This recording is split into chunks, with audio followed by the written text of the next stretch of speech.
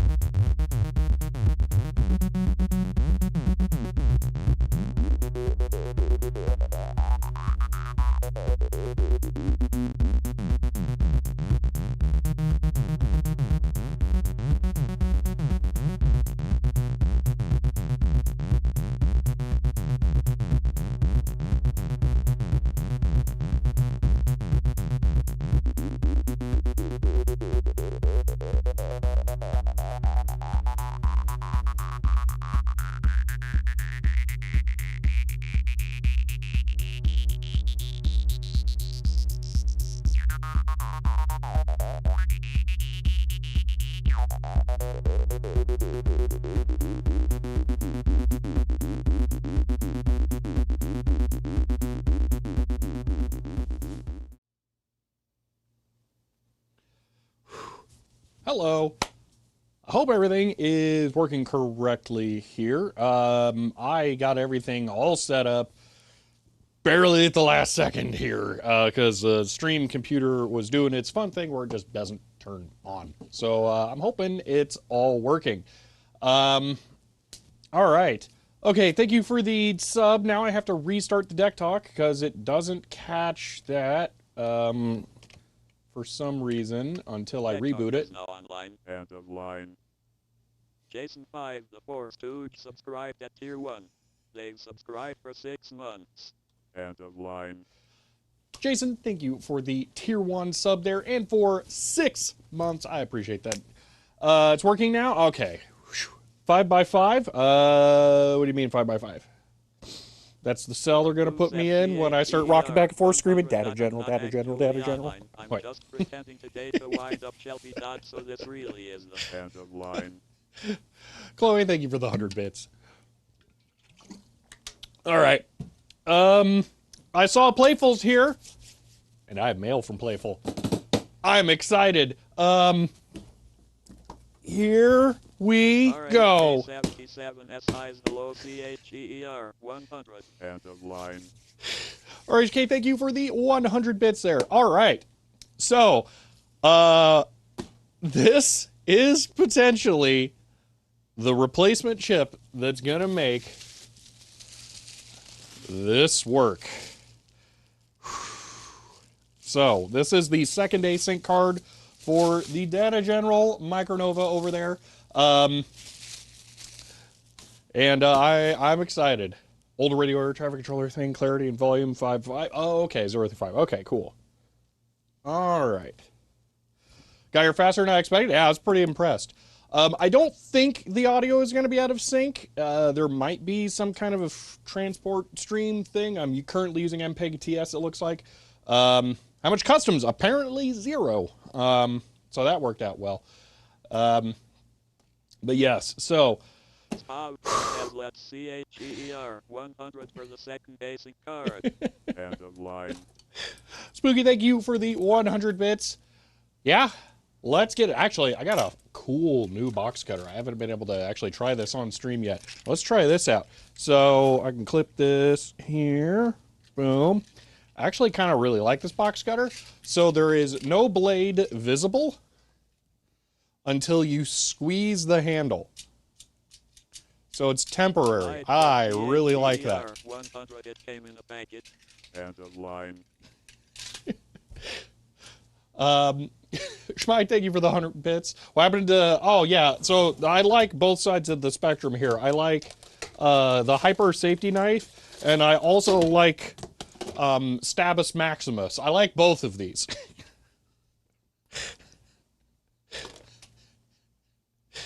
So I'm complicated. Also, check this out. ESD strap.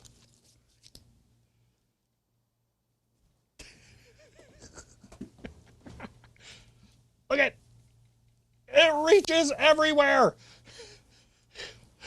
I got the super duper long one. I like it a lot. Also the like conductive threads on here, they are super scratchy in like the best way. It feels like, you know, you get that itch and it's like you scratch it and it feels the best. Dude, when you take this thing off, it feels so good. All right. Yeah, let's go ahead and open this. All right. So I am intentionally using this because super fragile stuff in there. So I'm also opening this with the wide view because I don't know what paperwork may have had to be included for customs stuff. So yeah, I don't want to accidentally leak anyone's information. All right.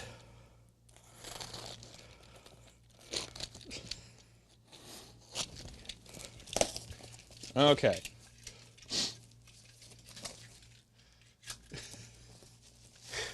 You want to mark the globe? Not right now. CHEER 100 if all else fails. Blend plot. And a line. All right. I thought you would appreciate some nice chocolate from the Alps as there was some... I am bad at reading cursive. My apologies. There was something about the weight. So some margin on the package weight. Ah, okay. Well, oh my gosh, that's heavy. I appreciate that. I actually haven't eaten any refined sugar since 2014. So I will pass this on, but I appreciate the thought. All right. So it is a tablet. Yay! I would know exactly what you mean about a good scratchy. Yeah. Didn't know, no worries. All right, yeah. I'm gonna set this aside actually. Yeah, I'm weird. That's the one diet thing that I do.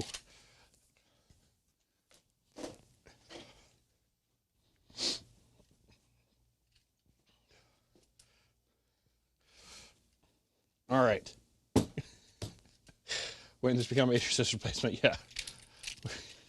You get for my, yeah. Or who says All right. CHEER 100 dot you're not weird. Your dot normal is correct for you. And a line. Dot normal RC. All right. It's not sugar if you close your eyes and pretend it's broccoli. It is sugar when I feel all the grains. It is really weird how sweet sugar things taste after you have stopped eating refined sugar. And how much you notice sugar just impacts even the texture of stuff. Like, it's crazy.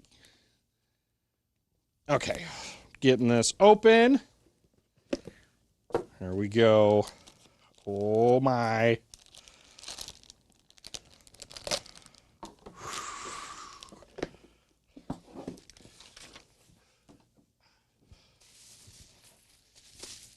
No Red Bull for Shelby, got it. No. Okay. Wow, the knife thing was handier than I thought it would be.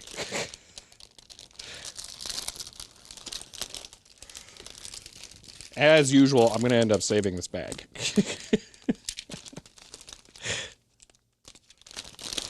All right.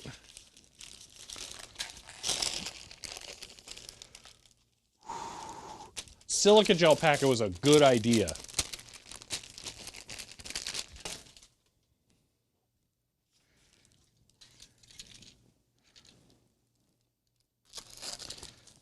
While Desiak's here, I guess. Oh, he can't even see. Desiak, the drawer is shut right now. Wow, it's crazy.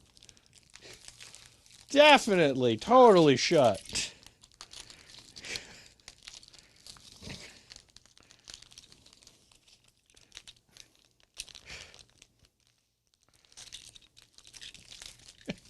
So proud of you, I could cry.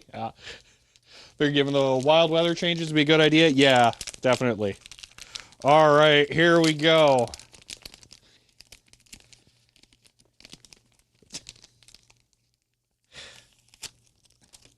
There we go.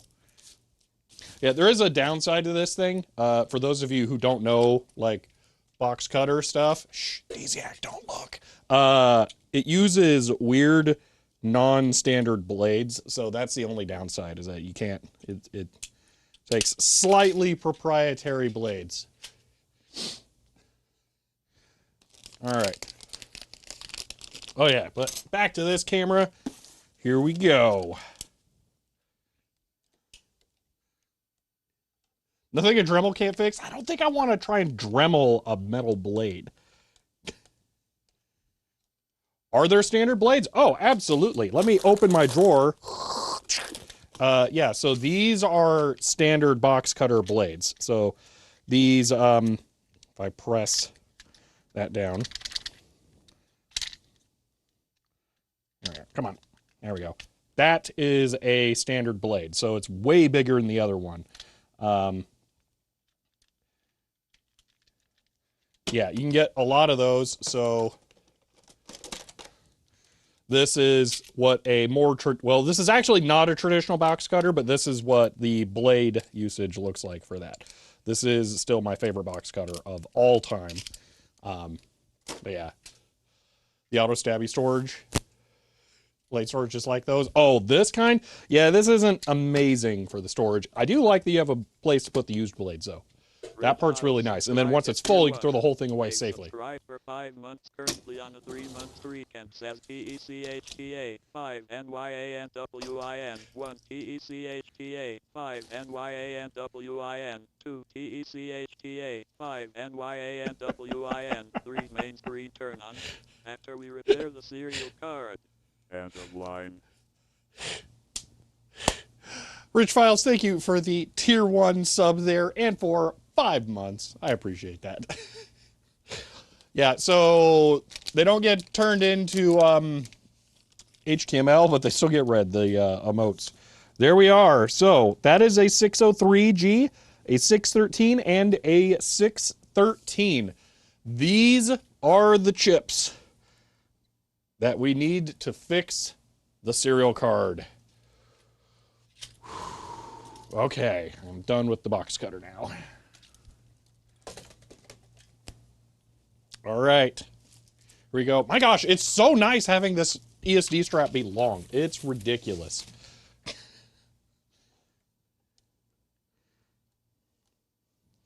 All right, now we have to go through the delicate operation of swapping out the chips. All right, you guys ready for this? Okay.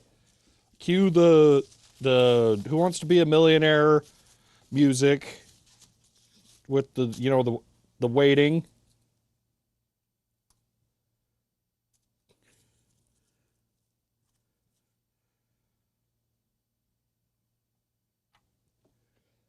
It's not, the leads aren't formed, so I actually am going to have to work on this a little bit.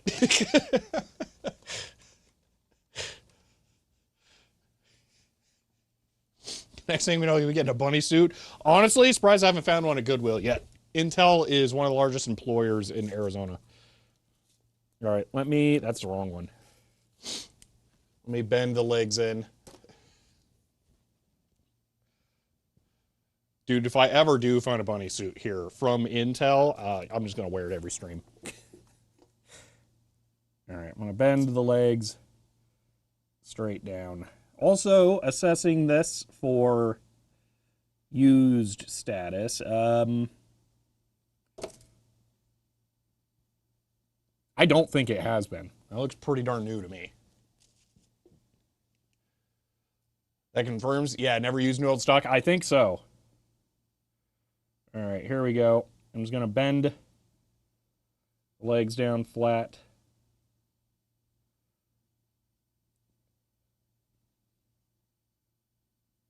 Forget how much it sucks to be right under the camera.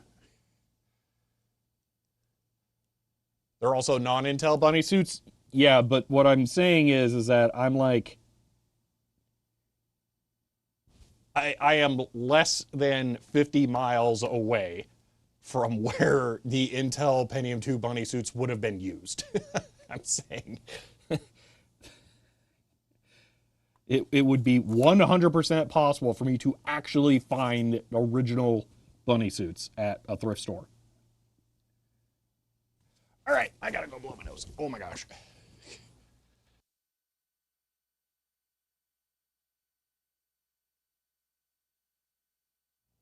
Wow.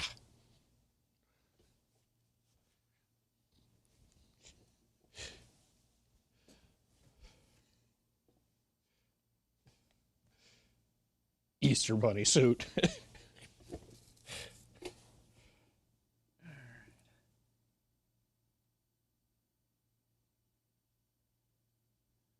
Yes, I know one of these days I really need to 3D print actual lead forming tool. One of these days I will get around to it. Not today.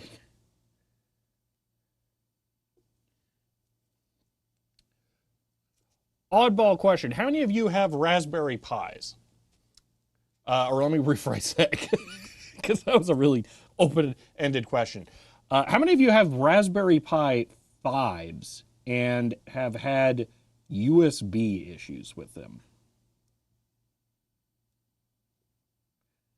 Because I am currently trying to set up a Raspberry Pi 5 for something, and USB weirdness is now the bane of my existence.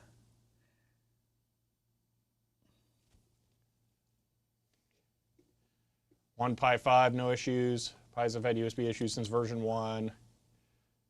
3, 4, no 5. Have 1, no issues. Have USB issues with every Pi. Have 1. Beyond Pis, plain sucks. Only anything else on Raspberries. So this is a real issue. It's not like, oh, I pulled too much power and it browned out or something. This is, I have a device that the Raspberry Pi devs have looked at the compatibility of with a Raspberry Pi 5, have determined that the device being used with the Pi does not correctly obey the USB spec, and when it tries to do the initial handshake to negotiate data communication, it doesn't properly close out the communication and it crashes the USB host controller. D message ends with like X, oh gosh, what is it? XHCI not responsive, and then it assumes it's dead and it kills the actual controller. It's like a real, like, serious problem. Look at, it's about to plug in. That's upside down.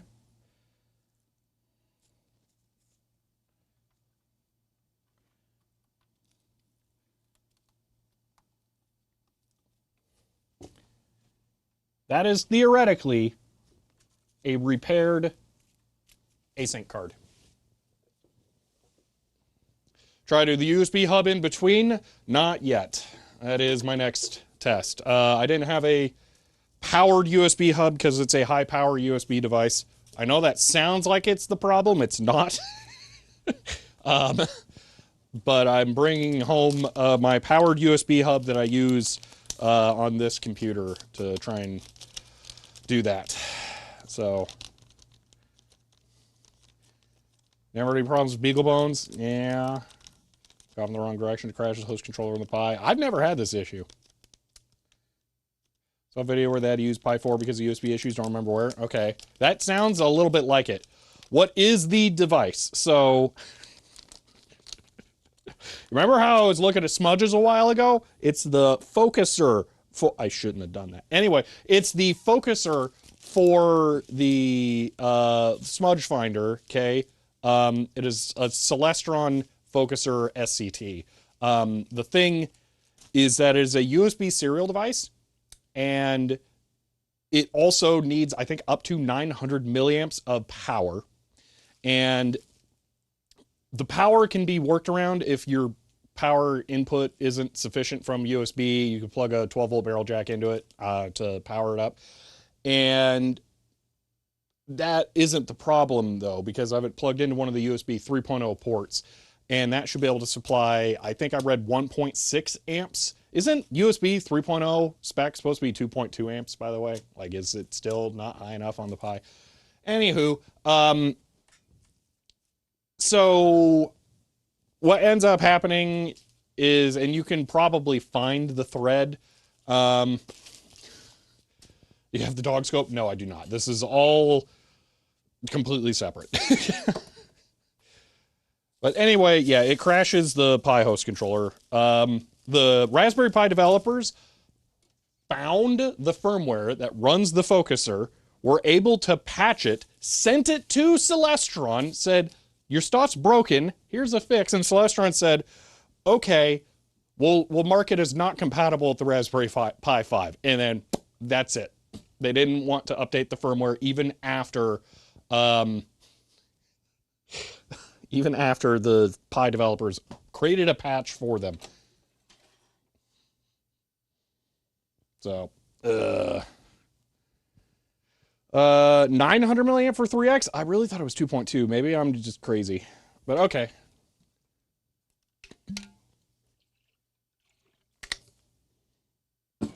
So yeah, I'm really, really annoyed that the camera company doesn't want to release firmware update.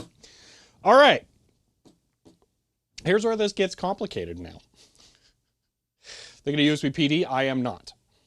I guarantee you I'm not. I was going to give my nephew Celestron. Here's the thing. The focus motor isn't required. And it's Smith Cash Grand Telescope, yes. Really, your only other option is Mead. And it's not like they're that much better. You can have a good time with the Celestron scope. Just here's how I will describe it. You can either have a ton of fun for $400, or you can spend $4,000 to barely have an acceptable astrophotography setup.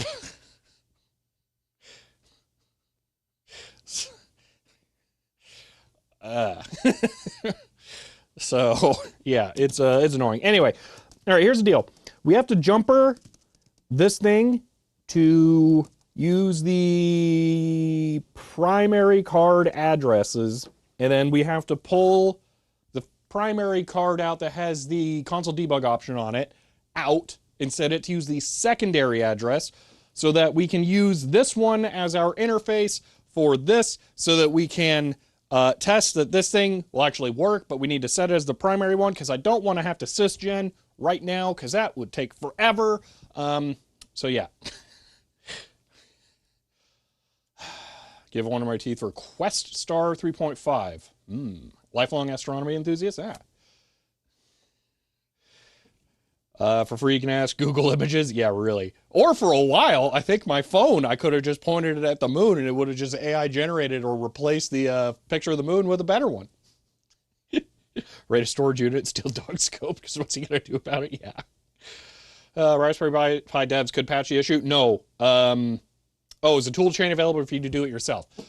I'm not 100% sure. They are under some kind of NDA, so they may have been given the firmware. I'm not 100% sure again, so I don't know that I could.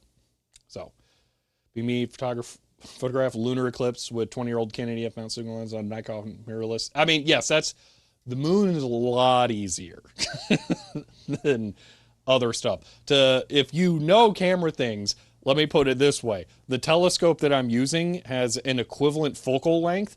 I think with the setup that I'm currently using of about 3,200 millimeters, to give you an idea.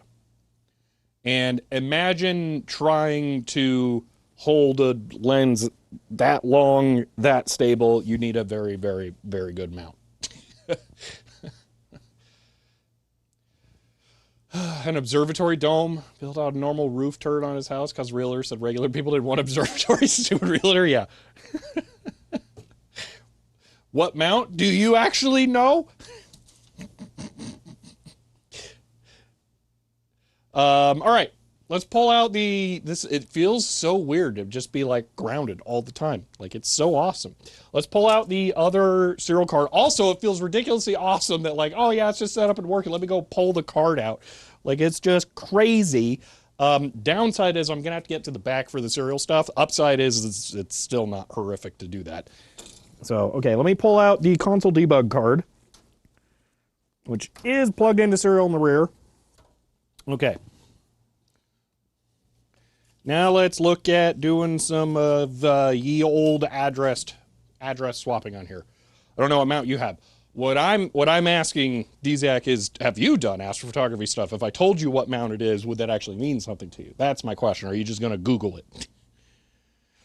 Additionally, I am not the one personally footing the bill for all the stuff. I'm just helping a family member with it. So, what am I over here looking for? Oh yeah, this little tiny piece of metal. It would. Okay, Skywatcher EQ6R Pro. There you go. So yeah. All right, so I grabbed a jumper so that we can set that, because I think all of the other jumpers are in there. And yeah, so pull this around. You know that mount? All right.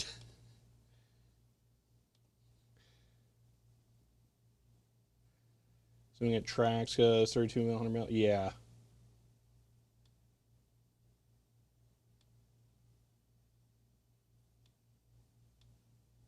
Just one moment. Why can I not grab this scroll bar? Sleepy developer subscribed at tier 1. They've subscribed for 6 months. End of line.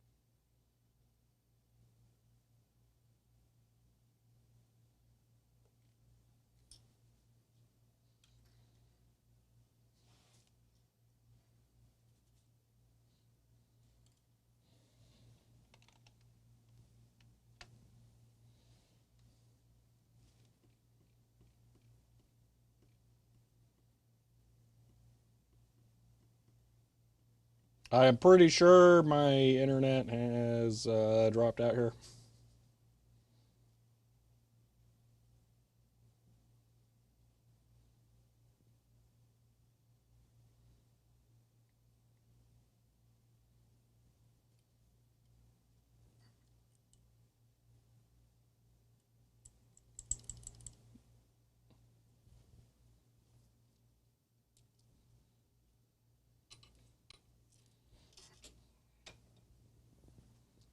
Is my you can see and hear me? Wait, I am super confused. Okay. Because I just lost contact with the server. Like it didn't drop out at all? Okay. I'll ask this. Did the mods ban him or time him out? Because I was trying to get to YouTube Studio. And I didn't see it. I'm gonna guess yes.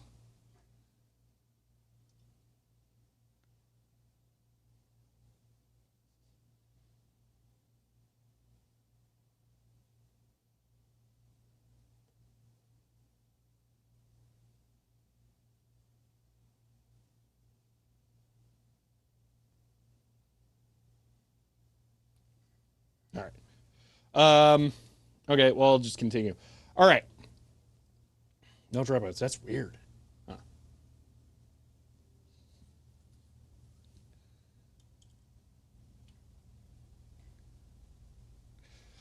Anyway, DZAC, I didn't know. So yeah, it is a 925 Celestron on, yeah, the Skywatcher EQ 6R Pro. Did I just stick the jumper to my arm? No. Okay. But yeah, trying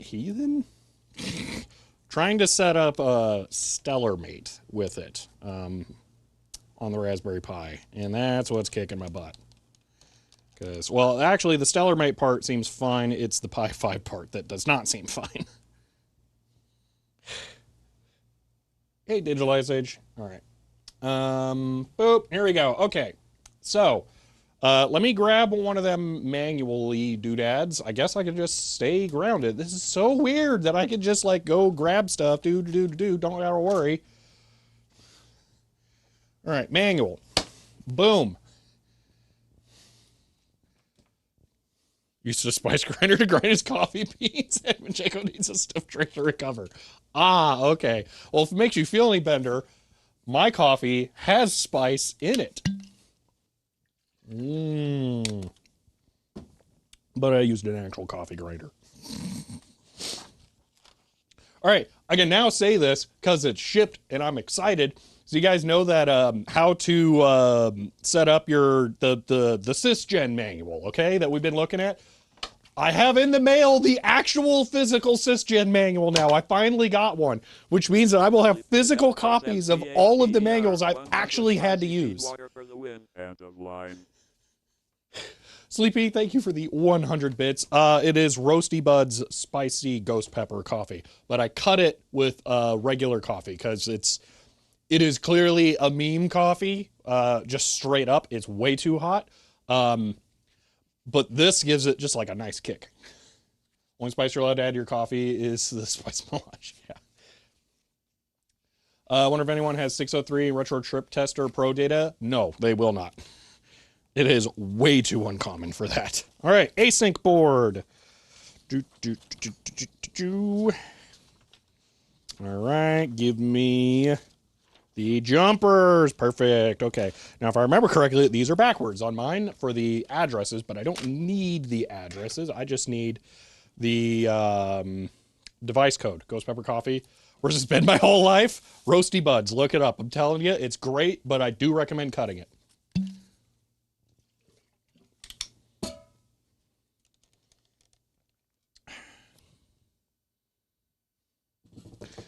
Okay. So primary, which would be this, because that's how that was configured right now, is 3 and 8.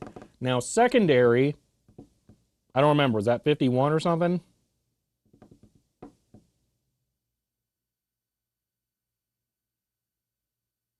Wait a minute, is this wrong?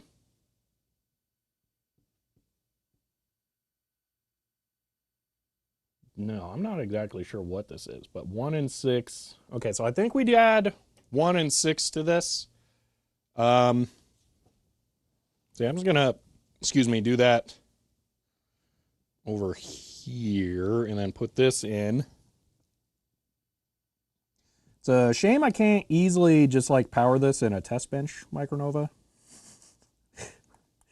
So I can know that it's not gonna, kill my big boy Nova.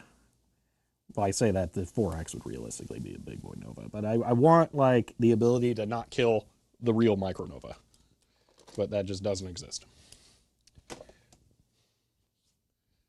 I wonder that mount export old 8-inch light bucket. I mean, I'm using a 925. As long as it's not an 8-inch refractor, probably. If it's an 8-inch refractor, good grief.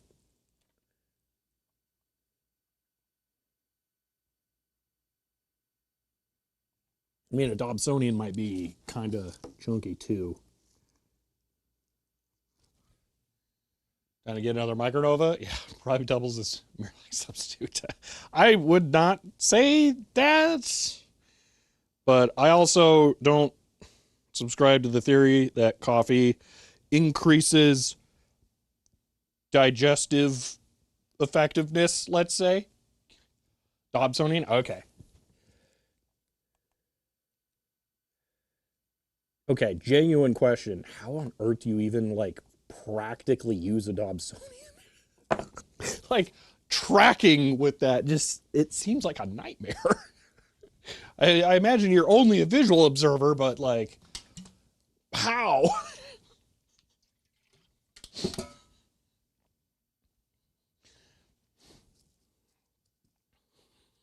It just seems like a nightmare. That's all. All right, so fun fact here. This is something that I haven't commented on. I noticed this a little while ago, so I'll show this off. So here is my console debug card, okay? You'll see that we have this little, M wire right here. If we flip this over, you'll see that we have these pads right here, okay? They're all loose, or independent, so they're using this wire to connect to those 3 pads.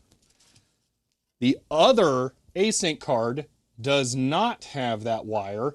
However, they have added it to the copper on the bottom. So these are different revisions of PCB between the 2 cards. Frustration in practice. Yeah, that makes sense. ESD is electrostatic discharge. So what this band does is it prevents me from being able to build up a static charge that I could then discharge into the vintage electric components that are more sensitive to ESD and that could be damaged by it.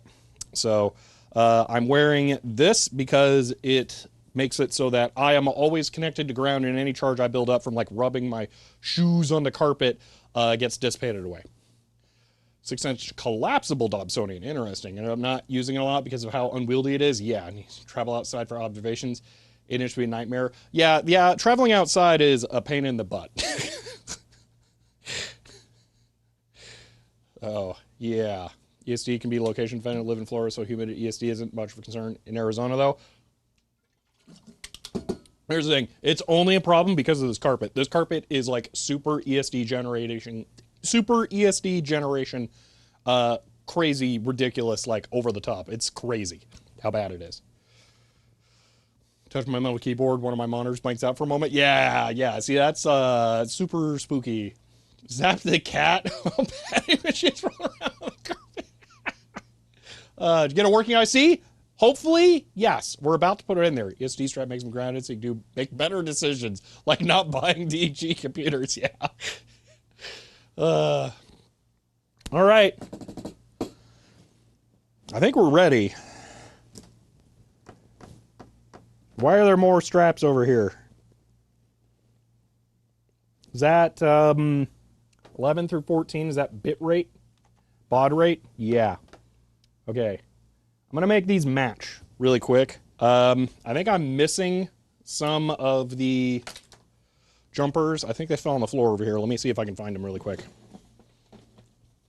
Because we had enough to do all of it, and then I cleaned. So, you know, they're gone now.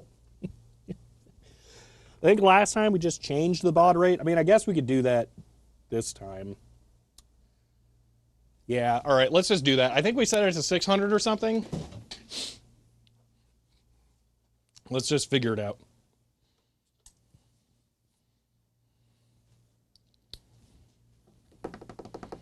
Okay, so it is 13. These are swapped, so only that, it would be 1200. Okay, so 1200 baud. We're just going to put it in.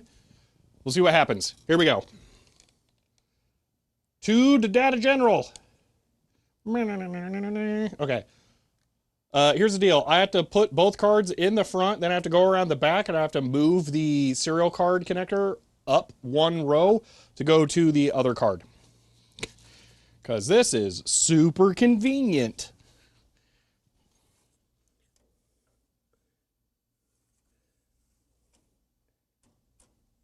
It's weird to be plugging these in to like the whole computer. It still doesn't feel real. It works to me yet. Can you tell? Like everything about this is like, wait, I'm doing this and it's actually like real.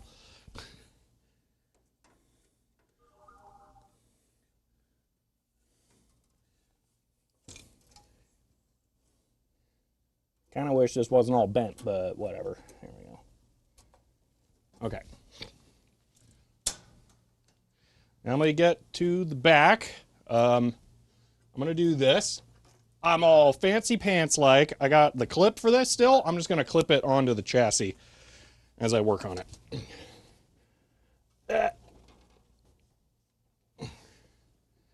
Okay. There. Oh, those are way in there. Ugh. Well, first things first. Clip. Stupid data general. Okay, way in there. Dude, how? How are you supposed to do this?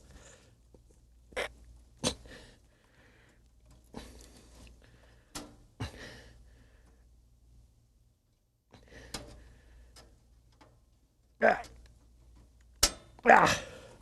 Okay, plugged in. Terminal. Set to 1200. Just swap the cards, not the cable. End of line. Too late. It doesn't plug in correctly anyway. Have your service tech do this. Yeah, really.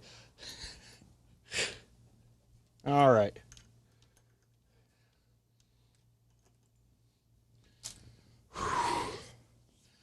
Before I shall be back out, move the system. Yeah, really. This chat, you're actually dreaming. You haven't actually started the data generals yet. It does feel more realistic at times. All right. All right. Someone got all fancy and put like the stuff back, trying to clean up, so this is not as easy to see.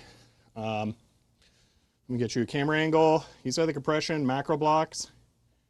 Oh, in the shadow, you can see them. Okay. Make sure you update the service logs. We will when it actually works. So far, we aren't there yet. Okay, that's on, which means that can be on. I'm gonna have this open so I can see or smell anything in case this goes awry. All right, here. Waiting for a cursor. Okay. Here we go. No smoke.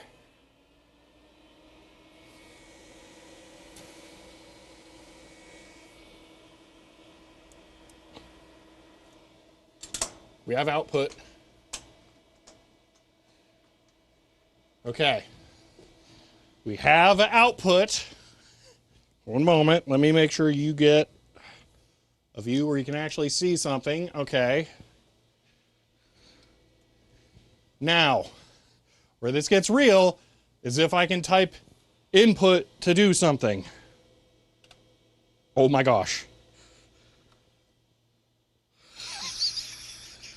That's it. It's gonna work. Oh my gosh. That's the second serial card working. Yes!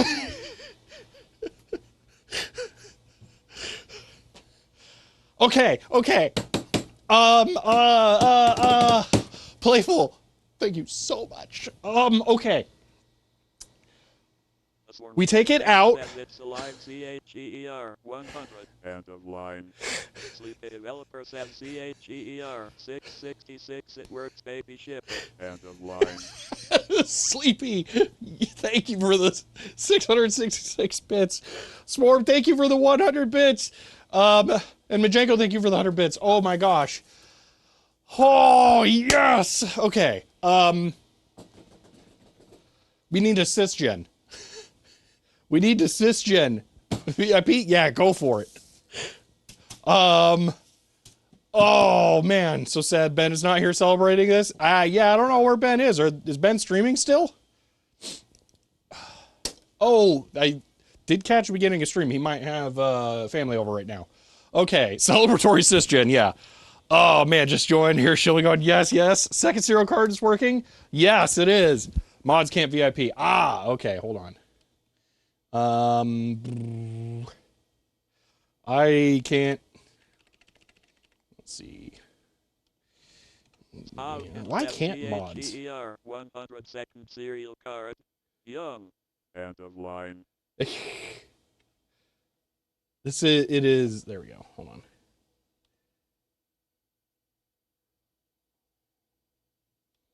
It is super awkward with my weird keyboard. Boom. There we go.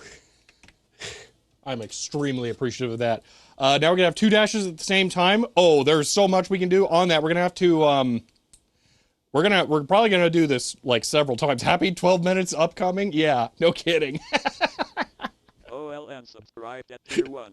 They've subscribed for 37 months, currently on a 33-month streak. And Oh my gosh. on Los Datos Generals. End of line. OLN, thank you for the tier 1 sub in 37 months. That's so many months. You know what? This many months. Thank you so much. Oh man. Some of the repairs you've endured having socketed a chip to do the trick is a nice happy reward. Yes. Yeah, I mean, it was a nightmare to remove the chips, but yeah, still, oh my gosh. Okay. We can't do 2 dashers right now, no matter what. Because we have to make a cable. You guys want to... VIP, no idea what it does. Basically, it just makes your message highlighted in the Twitch chat. I think that's all it does. All right, so here's the problem. The cable that plugs into the back of the dasher, we don't have 2 of. Now, I do have everything here to make that cable. So here are the connectors and pins. I say we don't do this today. I say we do this tomorrow or the next day or something. Because I want to sysgen real bad. So we're not going to do this yet. And we'll just, maybe I'll dig out the DT1 or connect it to modern computer. I think the DT1 maybe. And I'll connect my other serial cable thing that already terminates in a D-sub connector on the back plane to that. So we can just test for now. So we're not going to have 2 dashers yet. But yeah, while I'm talking about that, there are 2 serial configurations that we're going to be doing. So 24 minutes total are going to be lost. I keep yakking and we're going to lose even more time here. We're not doing both of these today.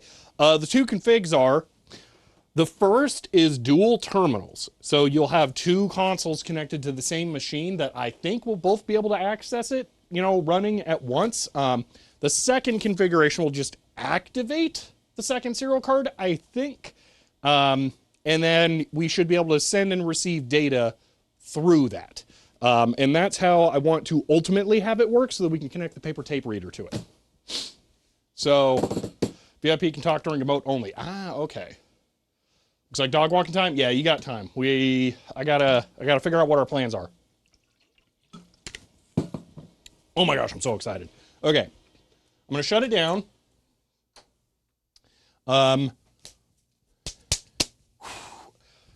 Oh my gosh. Okay.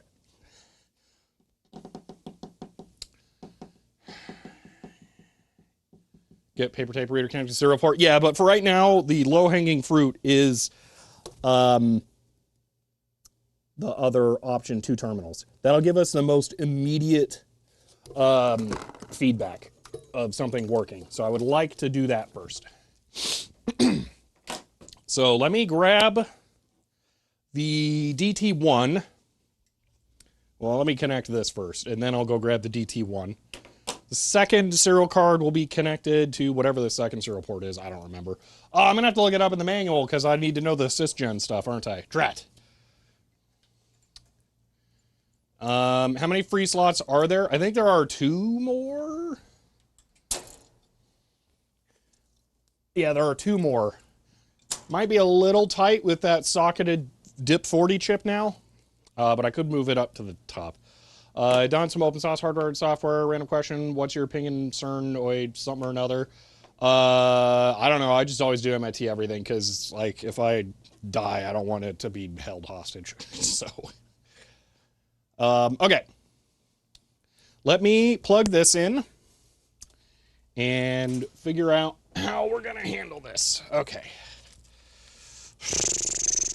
Stupid, complicated rack. Okay. Grounded. Check. Awful serial cable.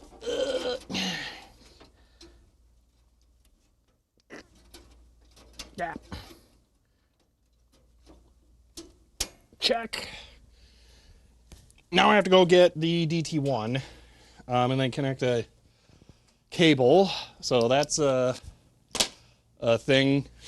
I'll be right back. Unfortunately, I was smart and put it away.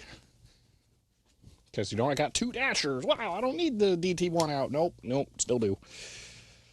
Oh, I put so much more stuff in front of it. Why did I do that? I don't want to make a dasher cable right now.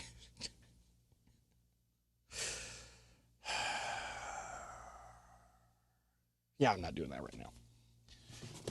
Oh, gosh, gotta extract the DT1. Hold on, this is going to take a moment. Maybe I can be lazy. I don't know if I can. Yeah. Ah. Okay, quick question. Has anyone else made like a YouTube video about the Tier ADDT1, or is it just me? Like, I'm not going to be able to see responses for a moment. But why have they gone like ultra insane in value? CHER 100, you aren't allowed to be lazy. That's chat's job. End of line. Well, thank you for the 100 bits. Like, there's one on eBay right now, and they want $500 for it. I mean, it's a terminal, man. Like, it's cool. It's in the Model 4 case, but, like, it's not $500 cool. It's not unique as a terminal in any way. You don't need it for anything. It's just another, like, emulating terminal that doesn't have its own unique character set. I don't get it.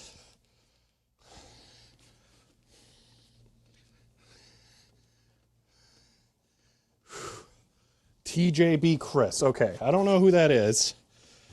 I will have to look them up. Okay.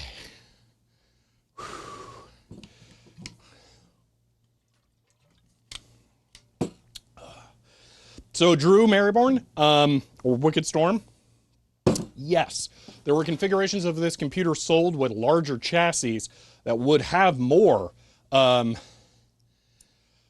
cards in them, but mine's not. So never clean and sort your stuff. It's always counterproductive. Oh yeah, no kidding. But I just left it right there. It would have been so much easier. All right, so I got the Sysgen disc right here. We'll be grabbing that in a second. I'm just going to set up the DT1 over here. Those are all of the parts that are currently spares that need to be integrated into the shelving. I have a fourth one of those drawers, by the way. I need to get that hung up there and then figure out what's going to happen with the, license plates. Okay.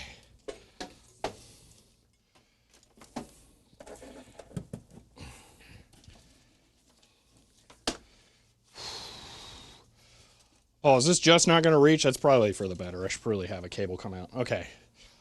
Beep. Beep. Okay.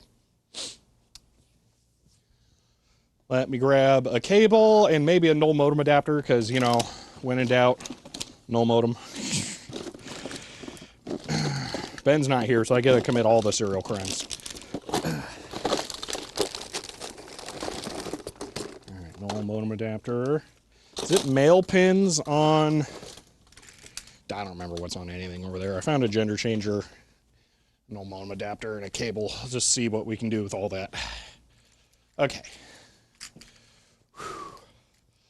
DT1, not to be confused. DTR1, yes. Only one of which is on my wiki. I need to add the other one, too. Now that you mention it. There are a lot of things I need to get on the wiki, though. Oh, so this is hilarious, Digital Ice Age. I found out about another vintage computer channel, and I was looking through her thumbnails and just curious what kind of video she was making.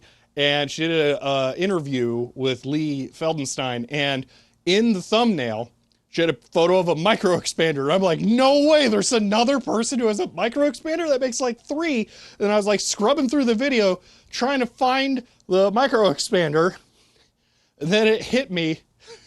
That was my photo of the micro expander that you put on Wikipedia that she found. So I got baited by myself.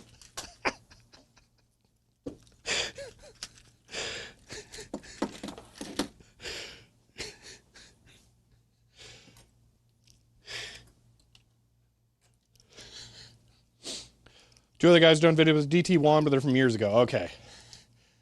Oh, man. It was a good interview. I don't know. It was really long. I didn't have time to watch it. You missed a lot of streams due to work somehow. I've only now realized you had 2 dashers. It's it's been weird. I'll leave it at that. Okay. Oh, let me get cable connected. Okay, these are male pins. The cable is an extension, which is perfect. That's exactly what I need. So I'll just have the option to stick the null modem adapter in there if need be. That. Okay. Theoretically, we don't actually have to change any software. We just, or any hardware from here. We just have to run sysgen. So, plug. So this is 19200 baud for that. Let me go grab the DT1 manual so I can make sure I have it set up correctly. By the way, I currently have 300 brand new of the Life magazine sized sleeves. Because I think I talked about this on stream. I saw a silverfish in the office, a big one. And I'm now extremely concerned about getting damage to my printed materials and big box games. So I got 300 of the Life magazine size sleeves, and I'm going to start sleeving all of my big box games. So that's fun. All right, baud rate select.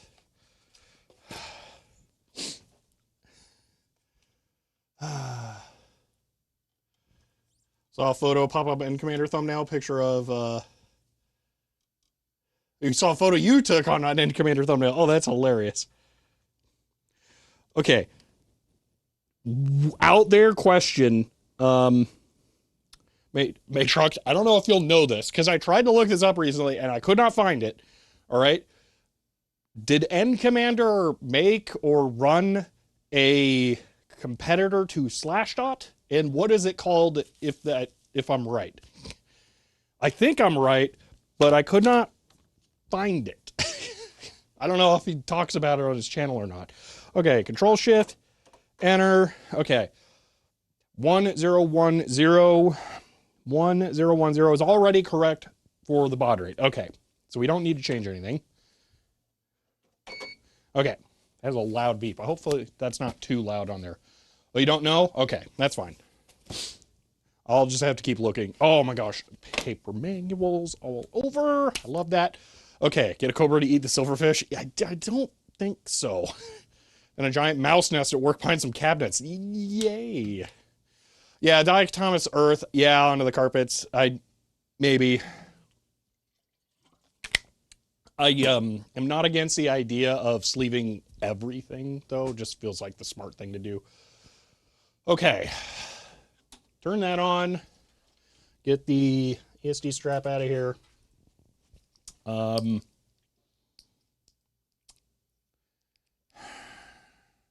guess I should demag another disk, or do I have two here that are set up as bootable? I don't think I will. You know what? We'll just keep the CRT edit disk for now.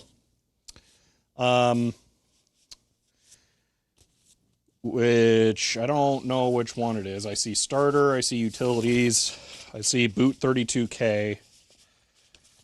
Let me see if bad disk is the CRT edit disk. If it is, I'm going to keep that one. And then, or CRT edit in there. Oh, maybe it, oh, CRT edit's in there. Okay, so I'm going to wipe bad disk. And then we will set that up as our new sysgen. Okay. Soylent News seems to be fork/dot. Maybe. That might be it. I'll have to look at that. What if you sleeve something inside with the magazine? Then it contains it to one magazine. I would rather sacrifice one of everything to save like 5 of them next to each other. Okay. I'm going to pop whatever bad disk is into the right drive. And then starter into the left drive. Pop the drives on. It did the thing where it put a dot a block on the terminal again. I don't like that. I'm going to turn on the computer. This still doesn't feel real, man. Like, what? I'm just using the micronova? Okay. Get through some of the data disks, see if anything needs saving. Yes, but I also have disks that I could use. I just haven't dipped into them yet because I'm waiting for stuff like the utilities and starter disks that I made. I'm waiting for evergreen disks that I want to exist forever, and we haven't really settled on the software yet for how I'm going to set that all up. Okay.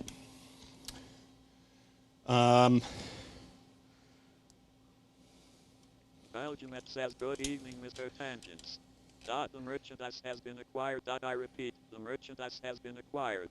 Awesome. Further instructions. CHER 100 also. Well, good evening. We'll have to look through it. Okay. Answer me this, Ben. Okay? This is the one thing I'm going to ask about on stream. Did the wood box go with the typewriter? That's the one thing I want to know. And thank you for the 100 bits.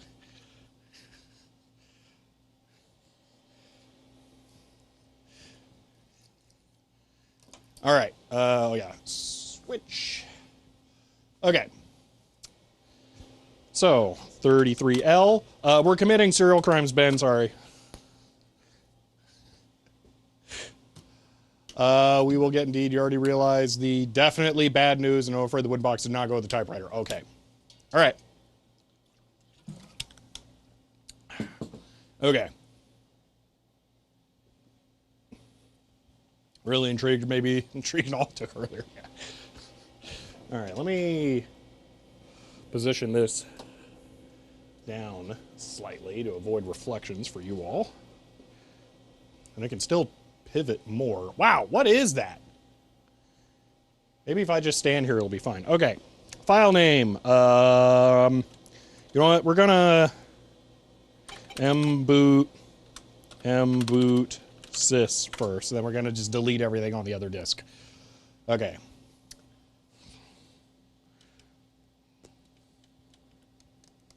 Ha! Who needs screen capture when you just got like crop sensor 4K super long zoom?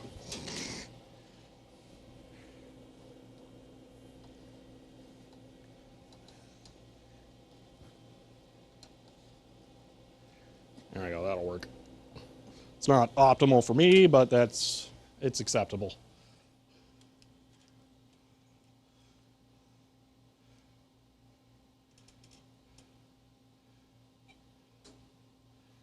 There we go. That's actually pretty good. Gosh, I love this terminal.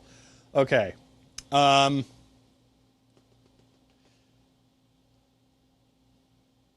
Okay, just catching up on chat. Alrighty.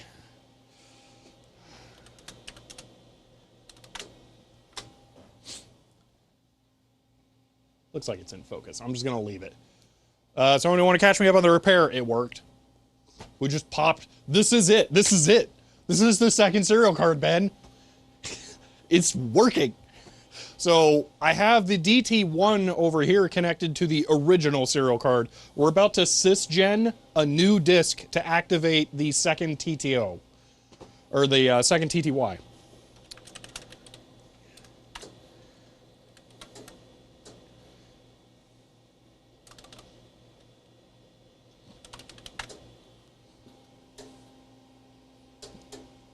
All right, I want to see what files are on this, and we're going to delete them all. CLI. Okay, so this is a... Gosh, it's so slow. Ugh. To be async enough? Yeah, instead of monosync. This is what I should have done for the video, by the way, that I recorded while you all were watching. I didn't do 2 disks with mboot sys, which is even slower. All right, that looks good. Yeah, I don't really care about any of that on there because dir dp0 is our actual starter disk. We just have 2 starter disks right now, just to make sure. God, this thing is nuts. It just doesn't seem real. It really, really doesn't.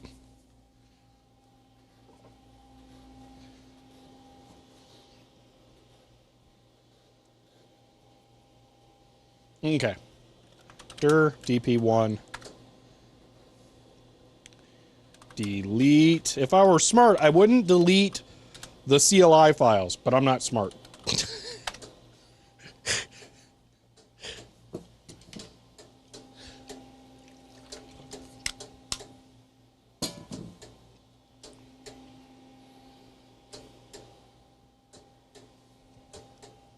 Oh, bad to disk, wait, how do we have DOS in it on starter? What?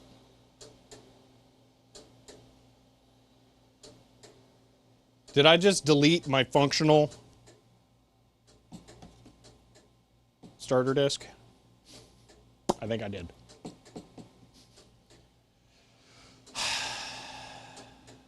Be sure to perform a rain dance before cisgen. Yeah, no kidding. Shelby needs to pinch himself if that joke has already been done. I mean, it feels like that. Yeah, we smart if yeah. It's fine. Worst case, I can just rewrite it. Okay. Disk space is should be a bunch 593. I think that's one sector less than like stock. So that's fine. There should be no files. Correct. Okay. Dir dp0. I'm going to run disk over here to see how much free space we have. And then once this is obviously not enough free space, I am going to run 35. I don't think that's enough. I'm going to just delete DOS in it. Why am I getting an eBay notification? One moment. Delivered. Ooh.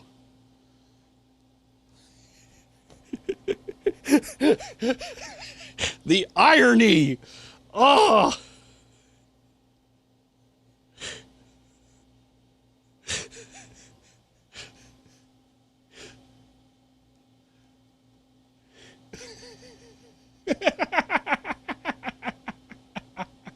The cisgen manual was delivered right now when I'm about to have to go look it up again. Like, if I just went home, I would go have a copy of it.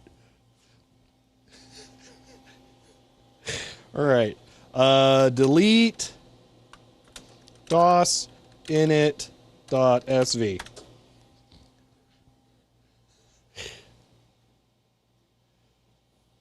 All right, there we go. Now we'll have like 73 bytes sectors free.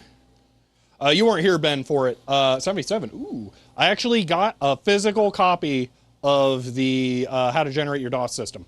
So, started stream saying you got every manual already. That's the one that I was missing. That's it.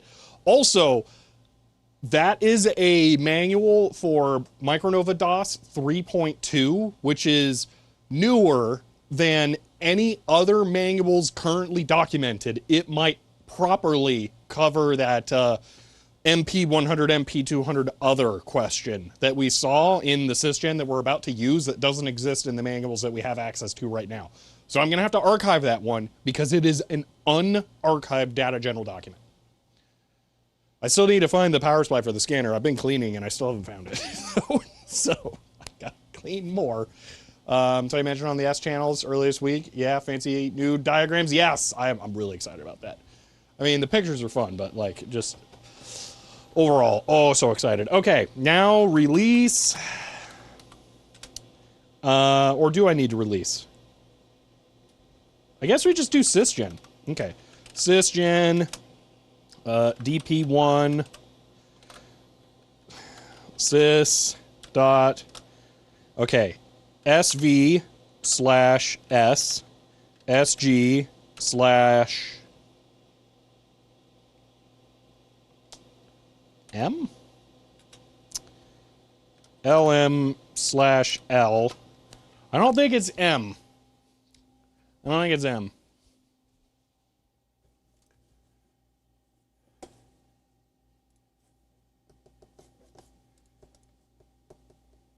Okay, let's see, software,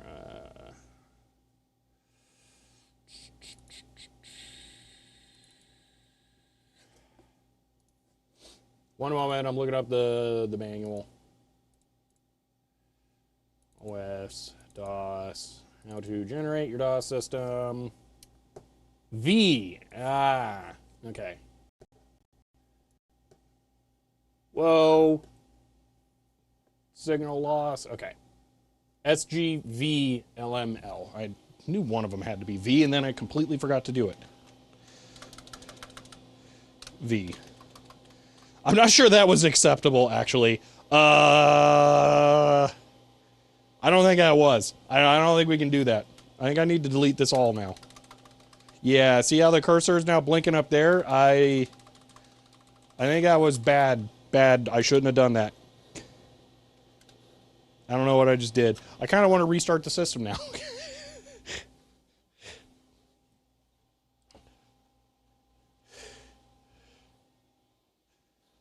Yeah, it just started. It just ran it. Break. I don't even know now. Cool.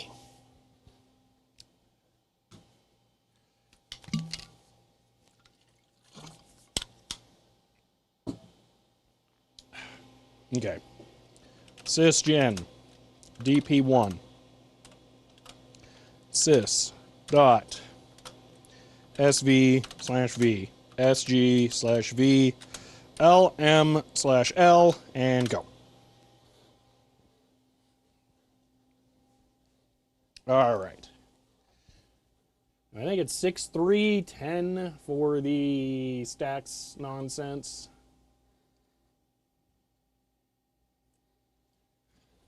I don't remember. We'll figure it out.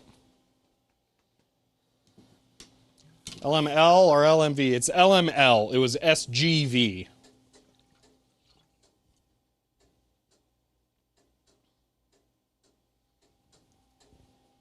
Said that, but typed something wrong.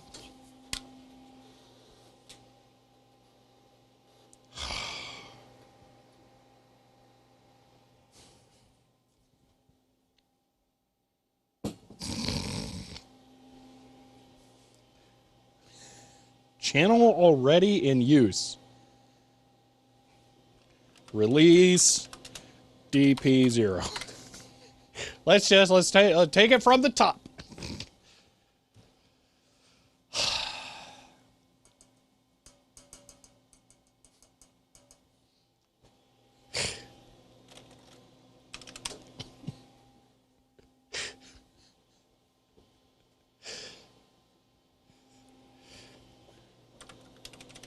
You know what I should really do? I should make a sysgen disk using the single serial card boot disk that I made that is sysgen. That way we have a faster system to run sysgen with, because it might sysgen it in like 5 minutes then.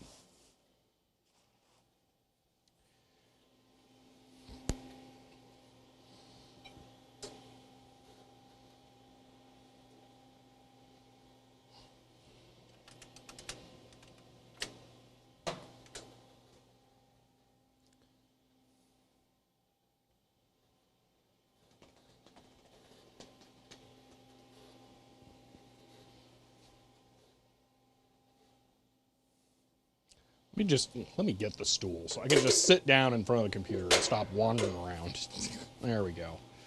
Okay. Dir DP1. Let me just make sure that the disk is actually empty. List. I think it's not going to be.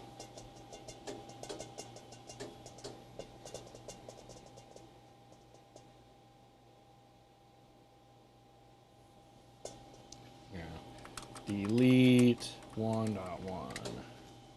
I don't know why I called it 1 dash.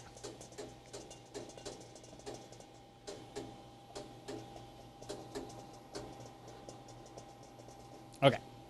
Dir DP0. That's not a 0. All right. Take 35 sysgen DP1 colon sys dot open greater than whatever thing SV/V SG/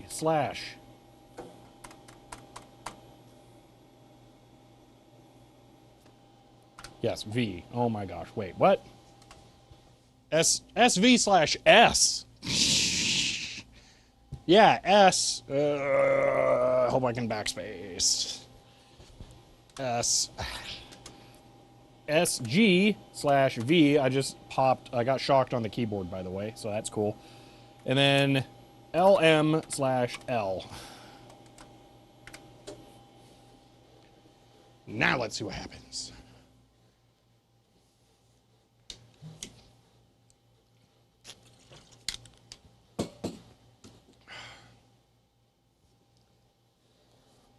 Yep, we're pretty sure it's ready. I don't remember if the manual actually directly says it. Shocks means it's working. No, shocks means that I'm going to kill it. Oh.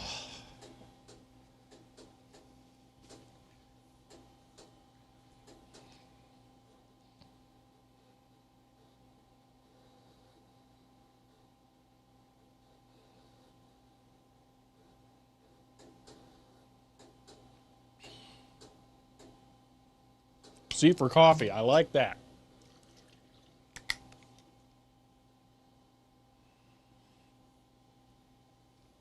All right. I'm just bringing up a chat over here so I can see it. Let me grab a phone stand. I thought I had one over here. No? Weird. Okay. Fine then.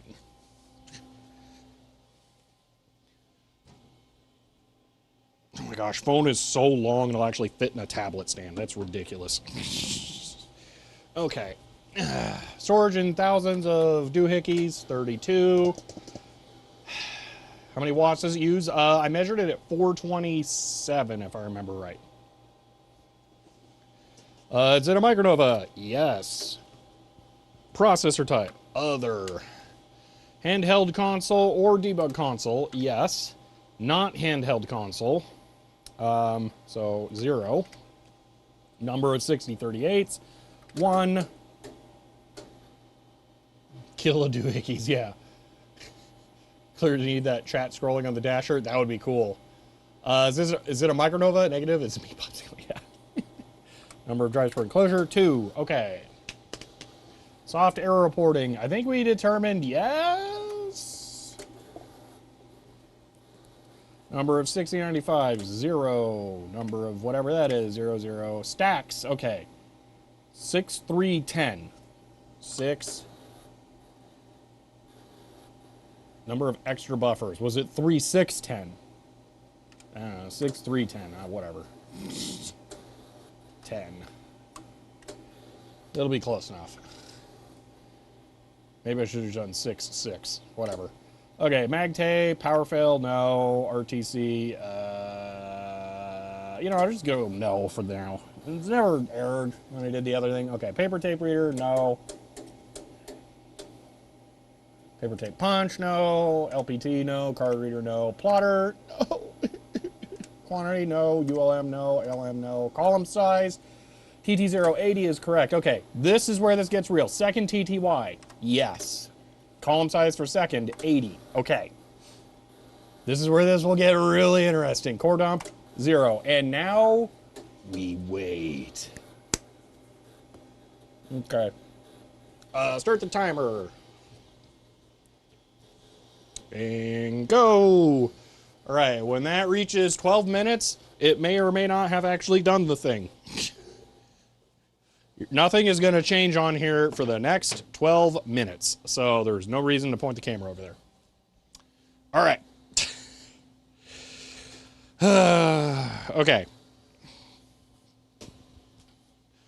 I really should just get set up to be able to do this in SimH so that we can have it be like, bam, super fast. But no, that would make too much sense.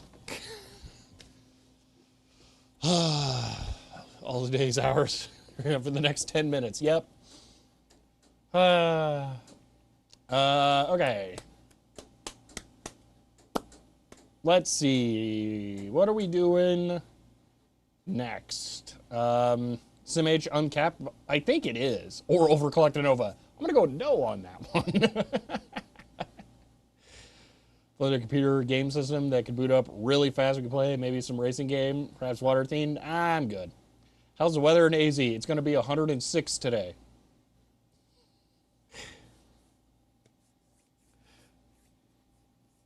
Yeah, I really, really want to replace the flybacks and the Hydro Thunders before I start using them again. Additionally, I don't think it's that great to, like, shock the whole thing just for, like, 10 minutes. So. Are both dashers on Nova? No, this one is not doing anything currently. Eventually, both of them will be able to connect to that machine. In the final configuration, though, I want one connected to the 4X and one connected to the Micronova. So need to leave them on 24/7. Oh yeah, it'll be great for the CRTs.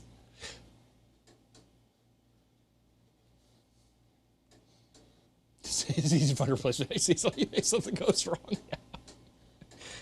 Yeah, I can't see anything on this one if that's what you're thinking. So, by the way, how many devices look that good from the rear 3/4 view? I'm gonna say. How much does the heat affect the room? Does it kick out a noticeable amount? I mean, I would say it contributes about 427 watts of heat. It's, let me put it this way. The plasma TV right there generates more heat than that does. That's actually pretty power efficient.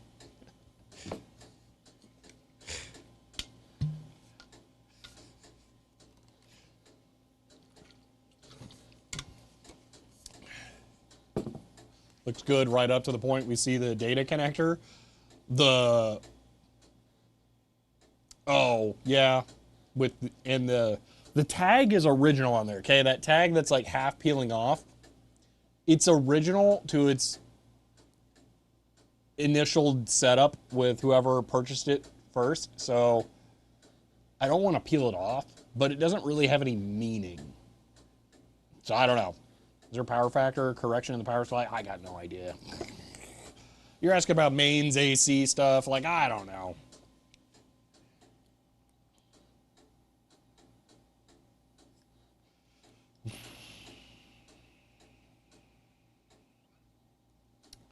I feel like there was a thing I was going to talk about, but now I don't know what it is.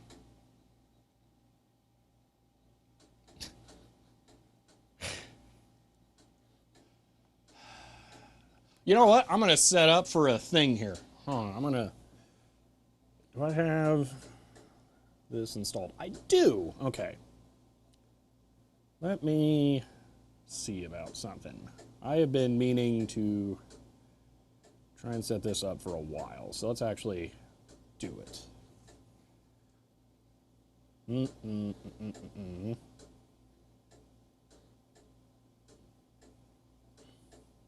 Wait, is that just right?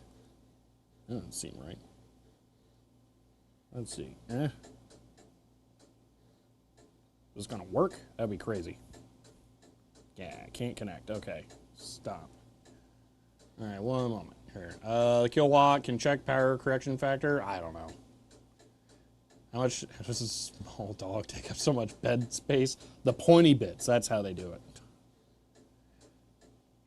Connections. SRT10. Okay. You remember after stream? Yeah, no kidding.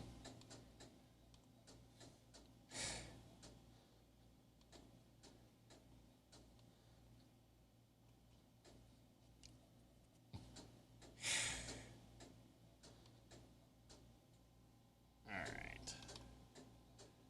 Check this. Oh, well, that's not gonna help. Okay. Hold on, I need this button, and I need this, I need this, and that.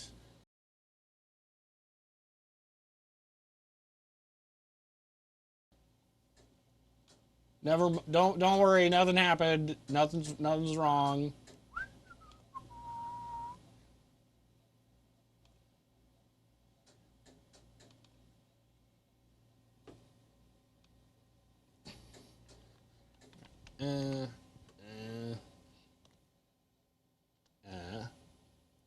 Okay.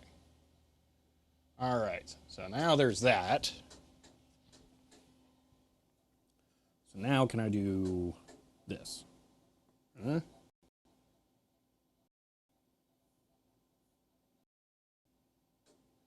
feel like the answer is yes. But why is it not working? Blinks, we didn't see anything.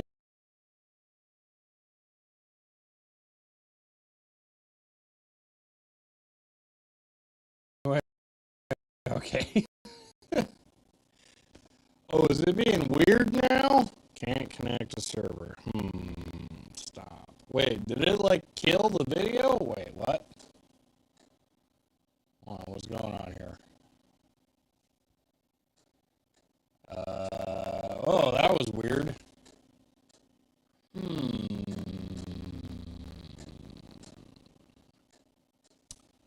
That was strange.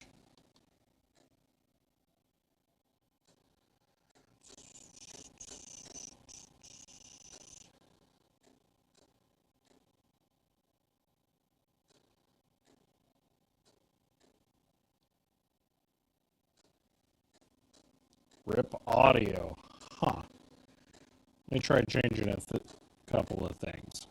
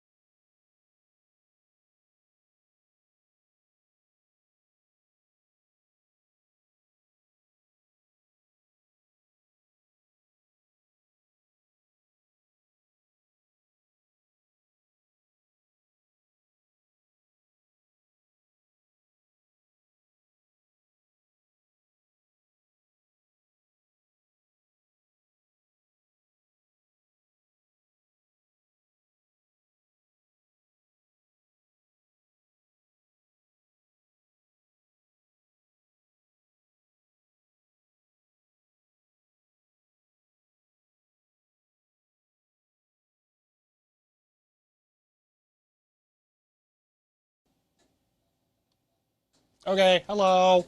All right, so Crazy Boy, thank you for the 5 gifted subs. I really appreciate that. I'm trying to set it up so I can also stream from the phone right now, okay? That's what I'm attempting to do.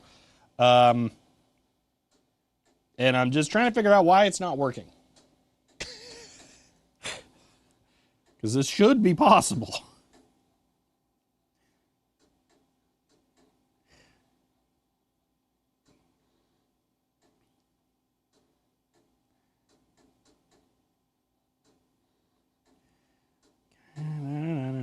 Caller, latency.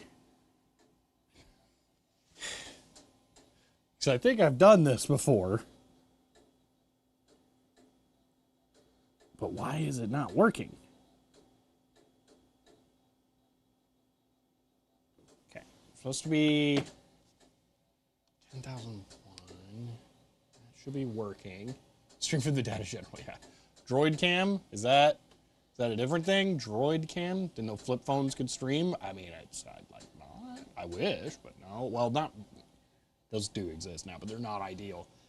Droid cam, huh? I can look. Does Droid cam do SRT? Because that's what I'm trying to do.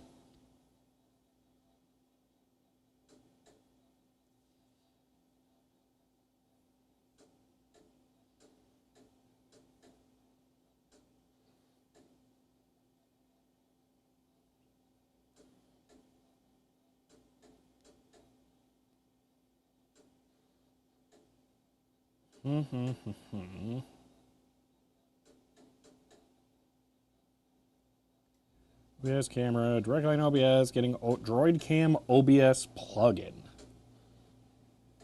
Huh. Maybe, but that we're not setting up right now. Use its own protocol, there's OBS plugin for it. Okay. It's Droid Cam, but it's a paid app. I didn't catch that. How much does it cost? Nothing? Shows is free. What? How did you get scammed? Unless you mean Droid Cam X? I don't know. 2025 SICHER 100. I'm Talkie, your friendly breakfast companion. Would anyone like any toast?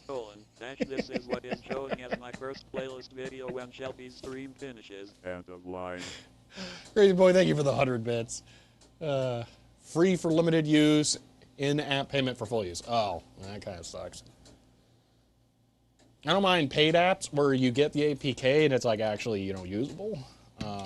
Although it turns out paid APKs have DRM. I didn't know this through Google Play. So I bought Tasker like years ago, and I tried to move it to a offline device that needed to be able to like do some stuff based on a schedule, and it still had to be signed in to the account that bought it. I mean, like, oh, what was made DRM, but like I still wasn't expecting it. Just good to know.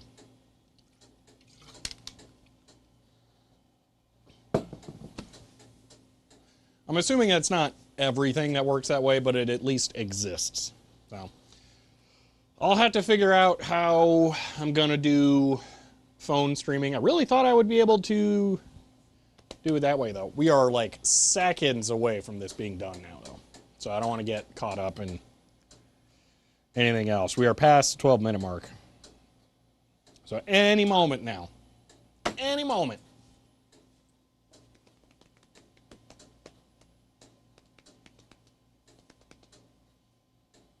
What operation is it doing?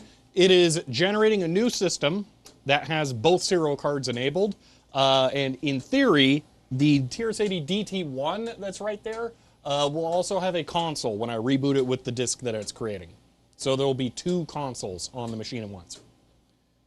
Since last VCR drone cleaning 0. Oh gosh. 2025 SICHER 100 Floricu trampoline. End of line. Thank you for the 100 bits, crazy boy. That's awful, Zero Ohms. I've never done that. I haven't really started doing VCR rips. I really need to get set up with the... I don't know, I need to look again at the Doomsday Project to figure out what they settled on for VCR ripping. Okay, we got the finish prompt. Took about 14 minutes there. What emulation mode is the DT1 in? I forget, but I'm going to guess ADM5A. Because the Micronova or the Data Generals in Basic in general came with a little paper tag that said ADM on it. And it made me think it's probably was an ADM used with it at one point. Only paid app I have on my phone is RealCalc Plus. I bought a couple of apps. Not for a long time, though. Okay. Release. Wait. Copy. I got to copy things. What do I copy? It's like all the CLI stuff. I think they want you to copy DOS in it, but I'm not going to. CLI, OL, SVER, boot SV, and DOS in it. Okay, so 3 CLIs and boot.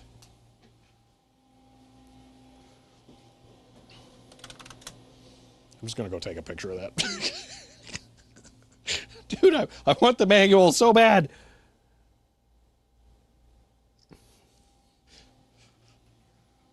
I'm glad we have to sysgen one more time because I will get to use the actual manual.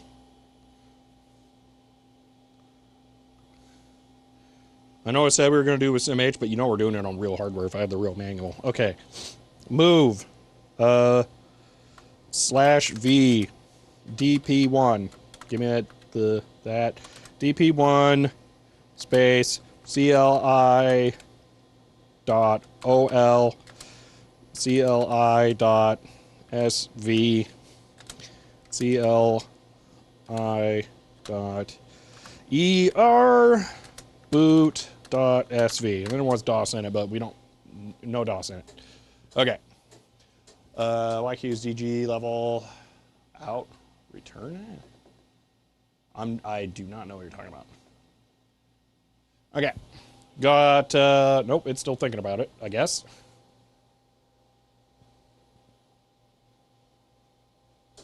Okay, weird. Let's see. VCR capture streams. Depends on what I'm capturing, because, I mean, copyright.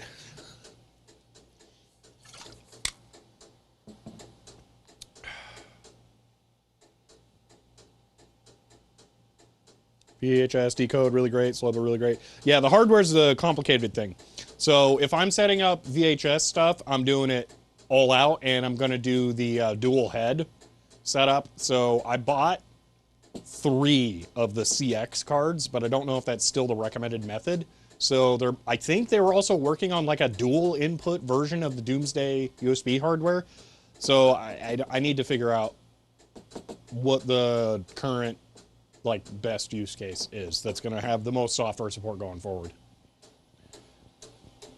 I know the dual head stuff was experimental when I was last looking at it. So that was why I didn't do a VHS decode video right after the LD decode stuff, because it seemed like there were about to be some really revolutionary changes in that, and it didn't make sense to do a video and then have it immediately be out of date.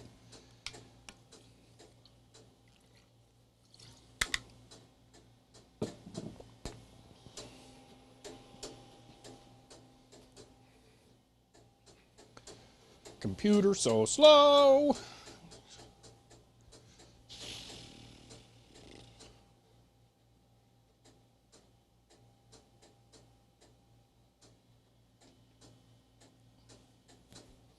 Now, while I'm waiting, I'm going to go over here and click a thing. Thing clicked.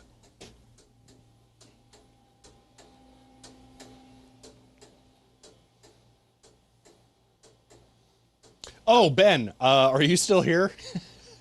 That's like a funny question, or funny comment about that.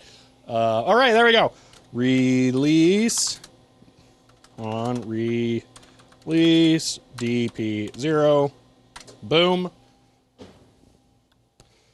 Video cable from the Dasher finally dead? No. It's just we're about to do dual Dasher, ideally, so capturing one isn't really that helpful. VHS decode also needs space. Oh, yeah, absolutely. Yeah. All right, here we go. We're going to see if we get output on both terminals at once here. 2025 SICHER 100 dot white hole dot spewing time dot engines dead dot air supply low dot advise please dot End of line. Crazy boy, thank you for the 100 bits. All right. Moment of truth. Even just having it boot at this point is a success. I might also need to add a null modem cable adapter to that one. So we'll see. File name. It printed in @ symbol over there. I'm going to hit enter. Continue. We're not about to have 2 terminals, are we? That would be nuts.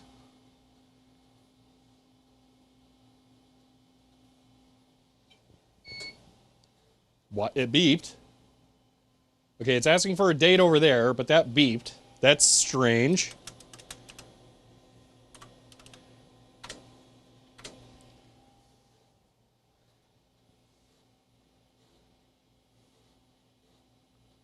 Okay, there's an R prompt there, but nothing over there.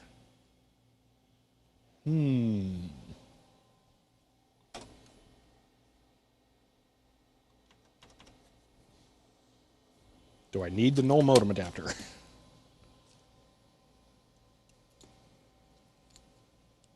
It wouldn't make sense for it to beep if I need the null modem adapter, but, you know, when in doubt, null modem it out. No change. Okay. Well, now what?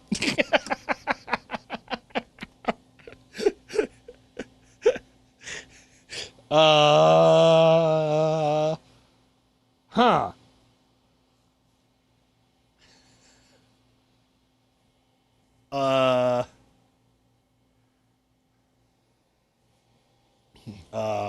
Bot is correct. Yes. Word length, parity, and all that stuff. You know what? Let me double check that. Let me double check all of it. Okay.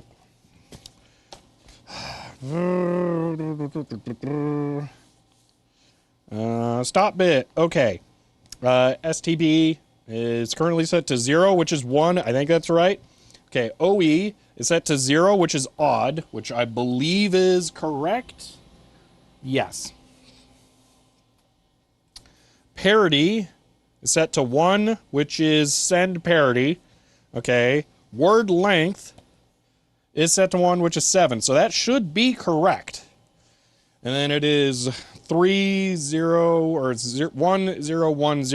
for 19200 baud. That's all correct as well. Okay.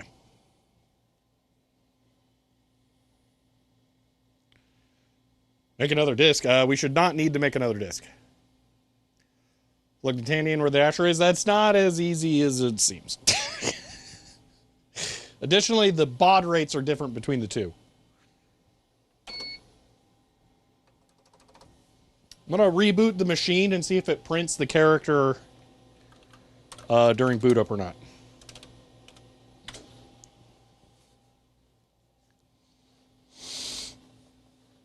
Yeah, you got to remember, like, the data general stuff is not, like, easy. DE9, whatever.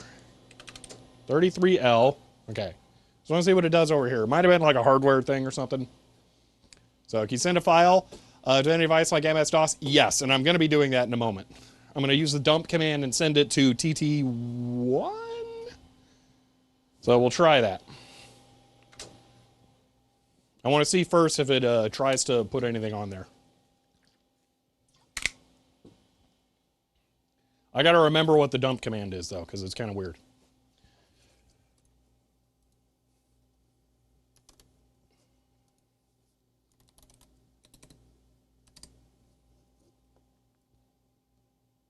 Dump /a mt 0 to 0 to pull the files off the tape. No, that's not right. Yeah, it would be that. Okay, maybe. I don't know.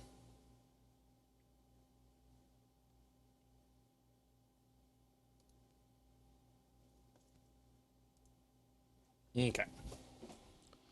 1 second. Continue.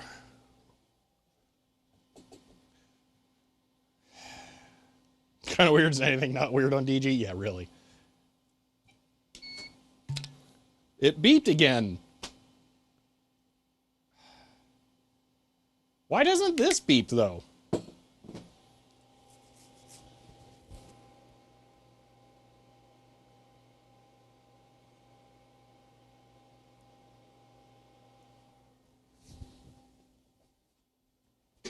So I have this odd...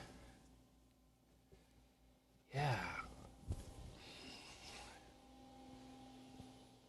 It beeps right at the point where it would be getting initialized.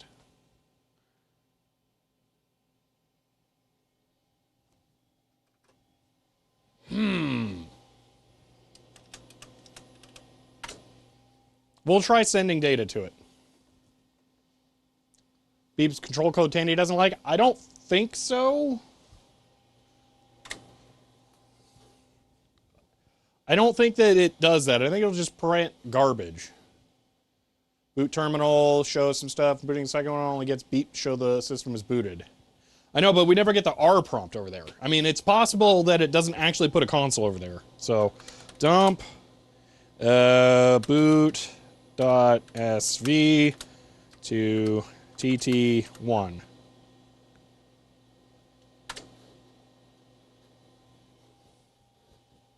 File already exists, boot.sv. Let me look up the dump command.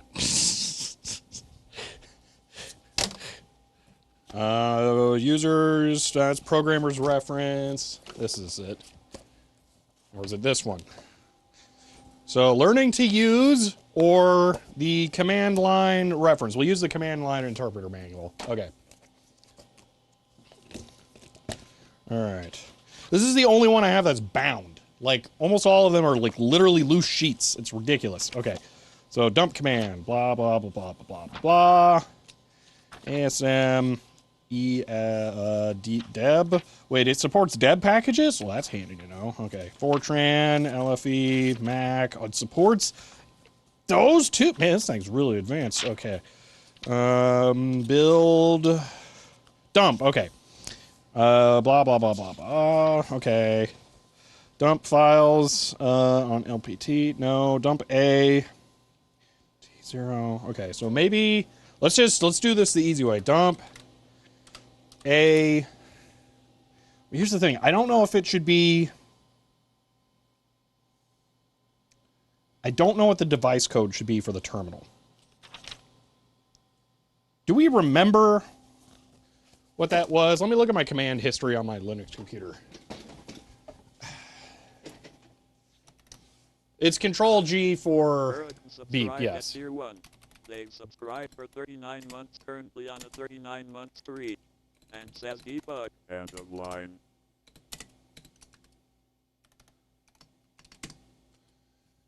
Dump slash a dollar TTO. Okay, we'll just do that. Remember, it takes 45 hours. Hiram, thank you for the tier 1 sub there and for 5. Okay, and then 5. 39 months. I appreciate that so much. Thank you. Okay. Dump TT1.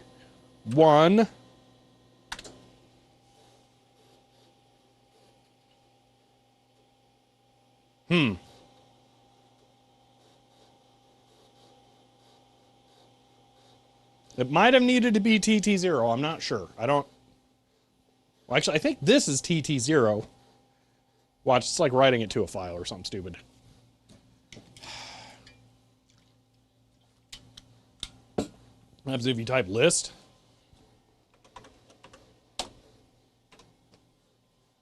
Nothing. Just hitting enter or control should have what you called it. Print it, made it print the CLI.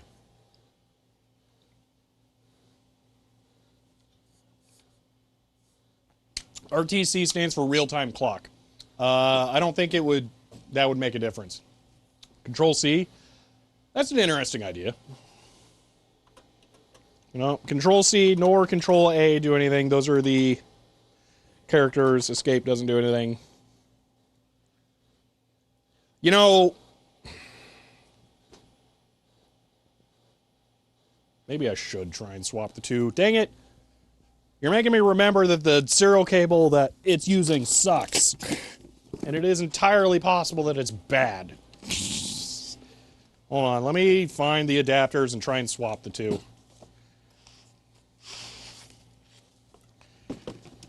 Where's the DT1 manual? Right there. Can't use both dashers. I don't have a serial cable that can plug into the back of the dasher for the second one yet. I have all of the connectors sitting over here, but we have to make the cable, and I didn't want to do that today. Because I knew this was going to be difficult enough. Serial cable sitting over here. I have a 9 to 25 pin cable that's just direct between those. I would prefer to use that here. Here it is. Okay.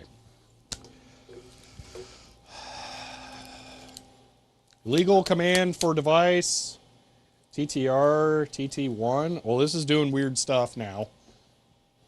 So I'm not sure exactly what it's doing.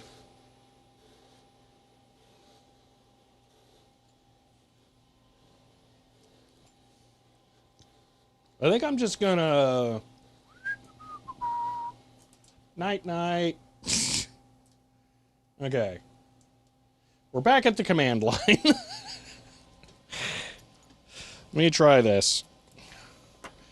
I am unplugging that. Oh gosh. Okay, so this.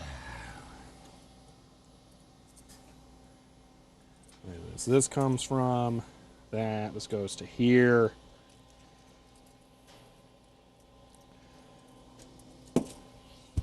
This can go to here.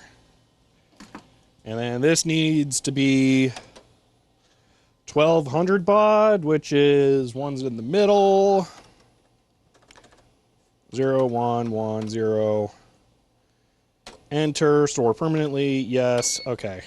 CRAZYPOY. Why did that not work? 2025 SICHER 100. Have you tried turning it off and back on again? End of I line. literally just did that.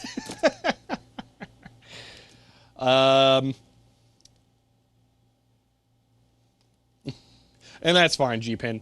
Crazy Boy, thank you for the 100 bits. Okay. Why did this not work? Now do I need the null modem adapter?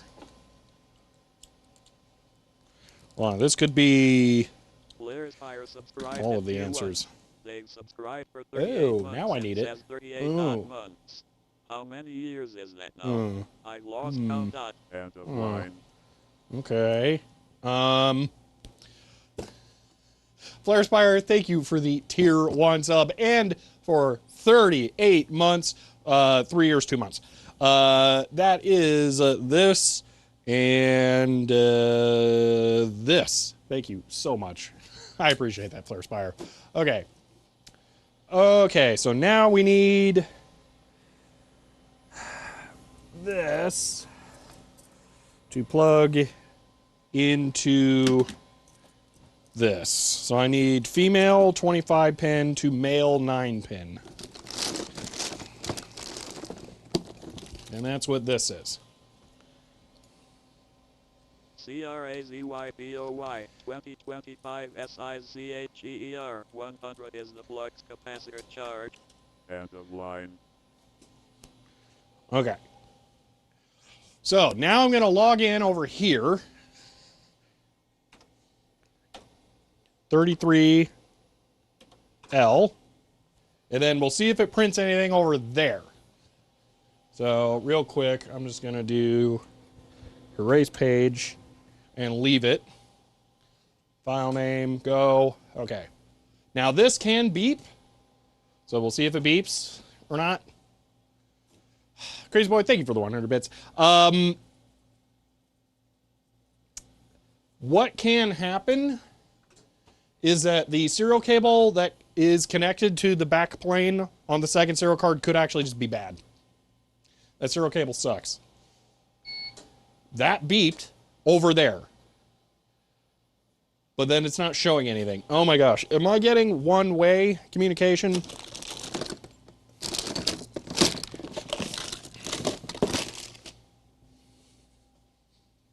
I mean, it's got to be receiving or transmitting, but we're not transmitting characters. Oh, I'm getting a block character back when I hit control character turn now. Right, hold on. Let me fully log in over here.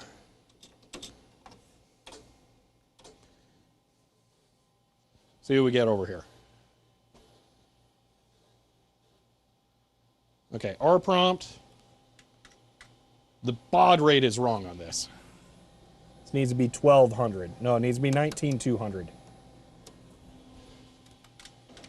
It's still getting a block character, but right, 19200. Yeah. What? Hold on, let me just cycle through baud rates.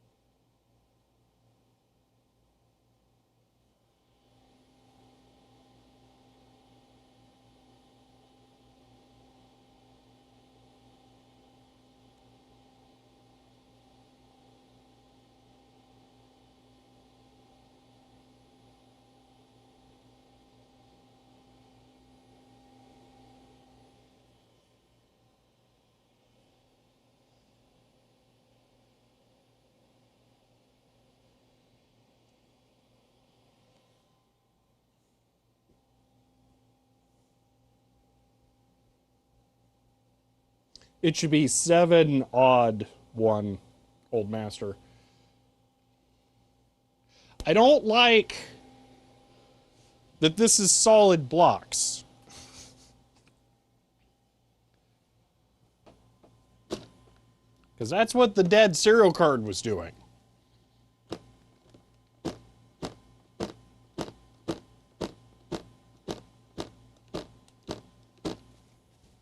Why is pressing a key... Why am I getting blocks back? Like it's a dead serial card again.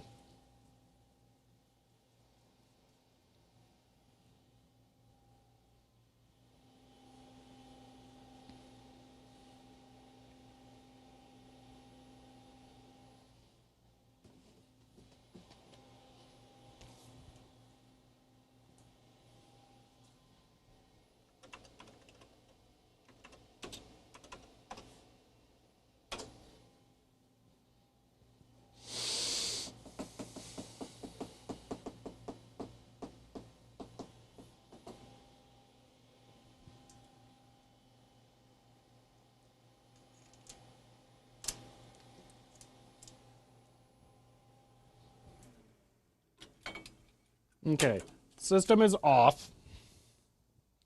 Here's the dual disk.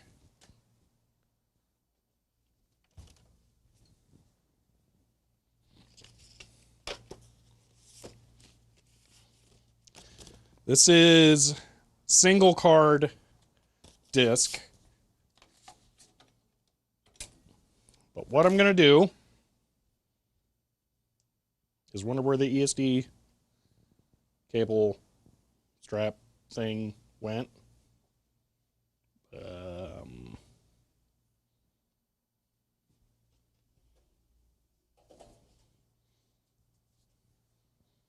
Where did it go? There it is.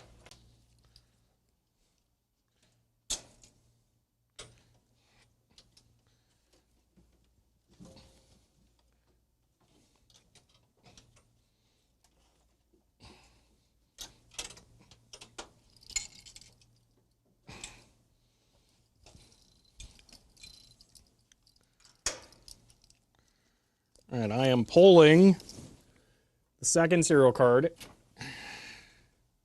completely.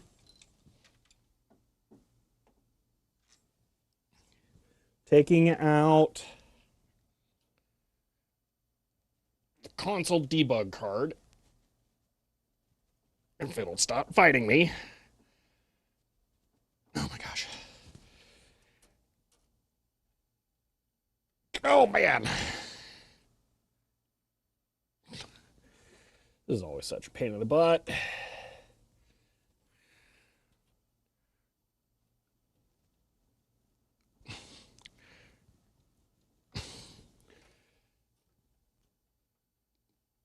I am removing the jumpers that assign this to the second serial card address.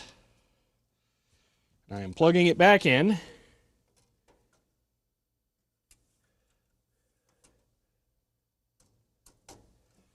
I'm going to go around back, make sure that the cable didn't pop out. Okay. This cable is connected to the dasher. All right. I'm going to clear the dasher screen. I'm going to turn on the computer.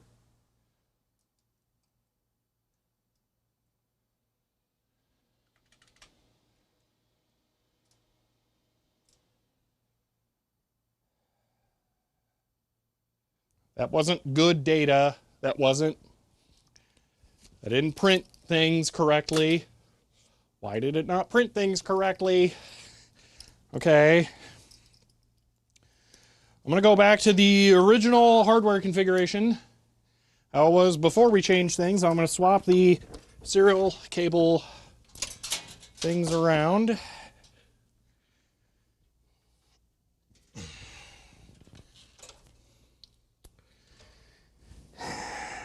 Oh my gosh, this sucks so much.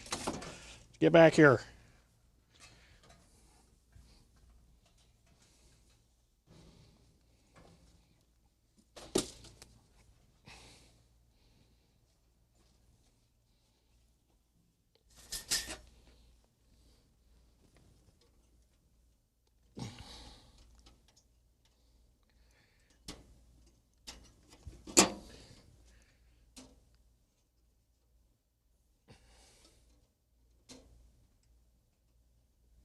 Oh, these are the worst cables to plug ever.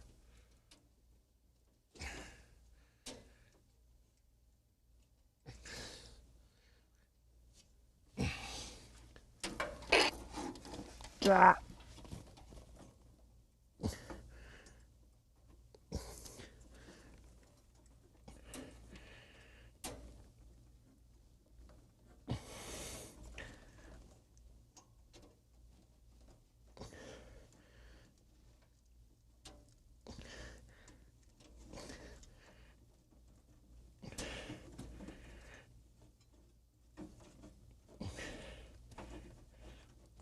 Come on.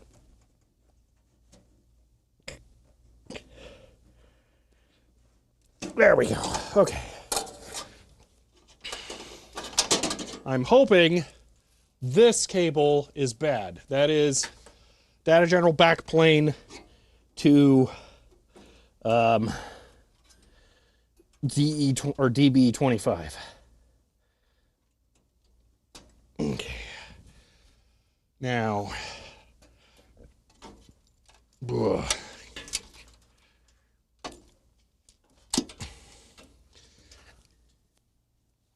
Ah.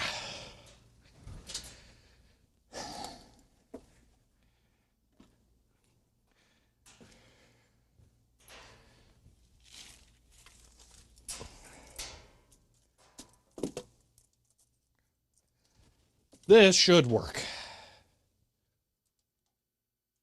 And it does. Okay. That cable might be bad.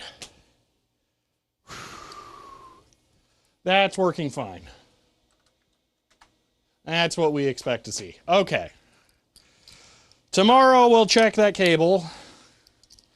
Make sure it's working correctly, not broken contacts. This is the one that we had to resolder inside of here before. So this could 100% be bad. This thing sucks. So it's entirely possible that's the issue. Okay. But we're going to have to do that now. So MQ Bush, that is a terminal. That's not a TRS-80. It is the DT1 data terminal, sold to be used with the Model 6000 mostly, I think. Also the Model 16. But yeah, I was using that as a secondary terminal with the Micronova right now because I don't have an additional cable for that. Maybe we'll just make the cable for that tomorrow too. Okay. Whew. That's good to know. All right. That was spooky. Okay. Oh man. That was close to fall. Oh yeah, on the card on top. Yeah, that was not optimal. Okay.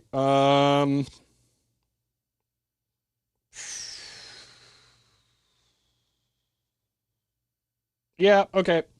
That's what's special about your data general computers, to be really fond of them. Have you ever seen one before? That's the thing. They are not common. This isn't like one of those, oh, little weird computer that you found that, you know, was like a homebrew or something. It's like this is a business computer from the 70s that you weren't meant to just like have. There are not a lot of them out there. And they are extremely difficult to get working. So having it complete and now functional is insane, like ridiculous. But yeah, so that's what it is.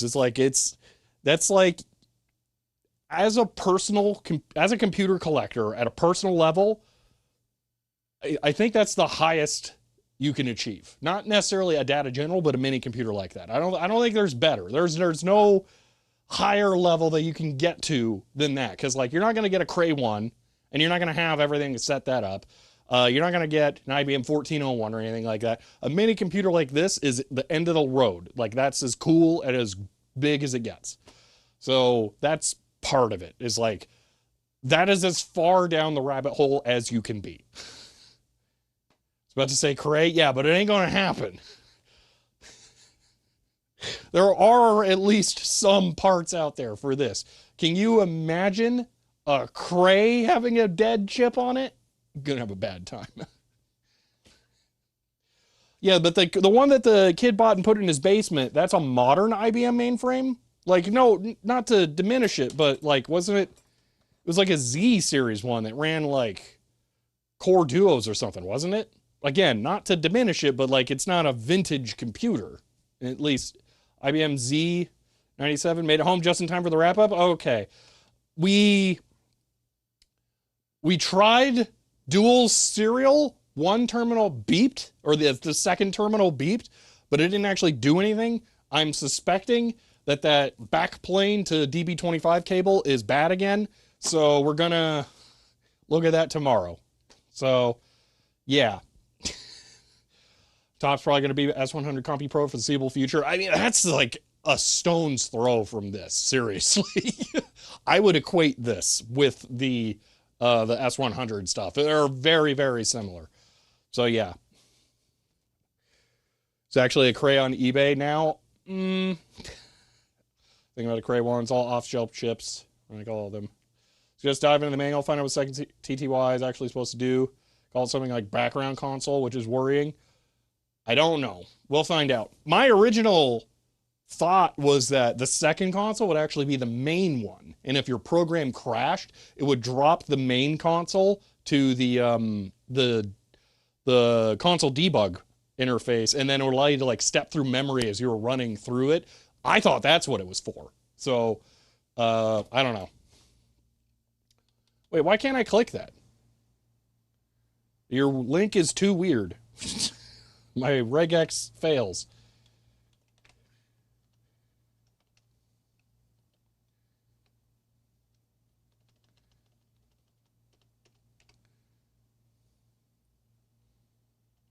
Yeah, scale model. Okay.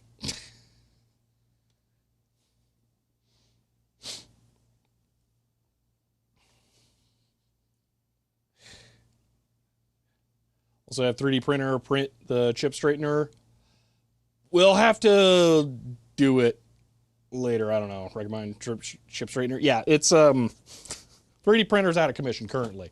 The Raspberry Pi that ran it is currently sitting on my desk at home due to shenanigans discussed earlier in the stream. Parsing HTML, the regex.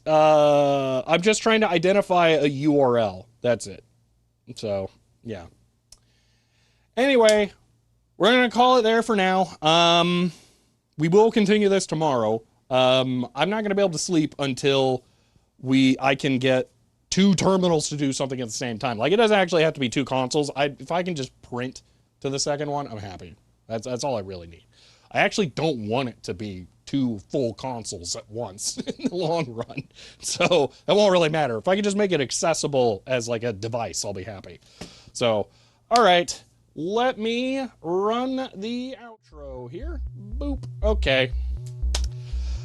That is it for today's stream. I hope you all enjoyed that. This was it was quite the relief to just pop in that chip and seemingly have the console or the card work. So we'll be at that more tomorrow.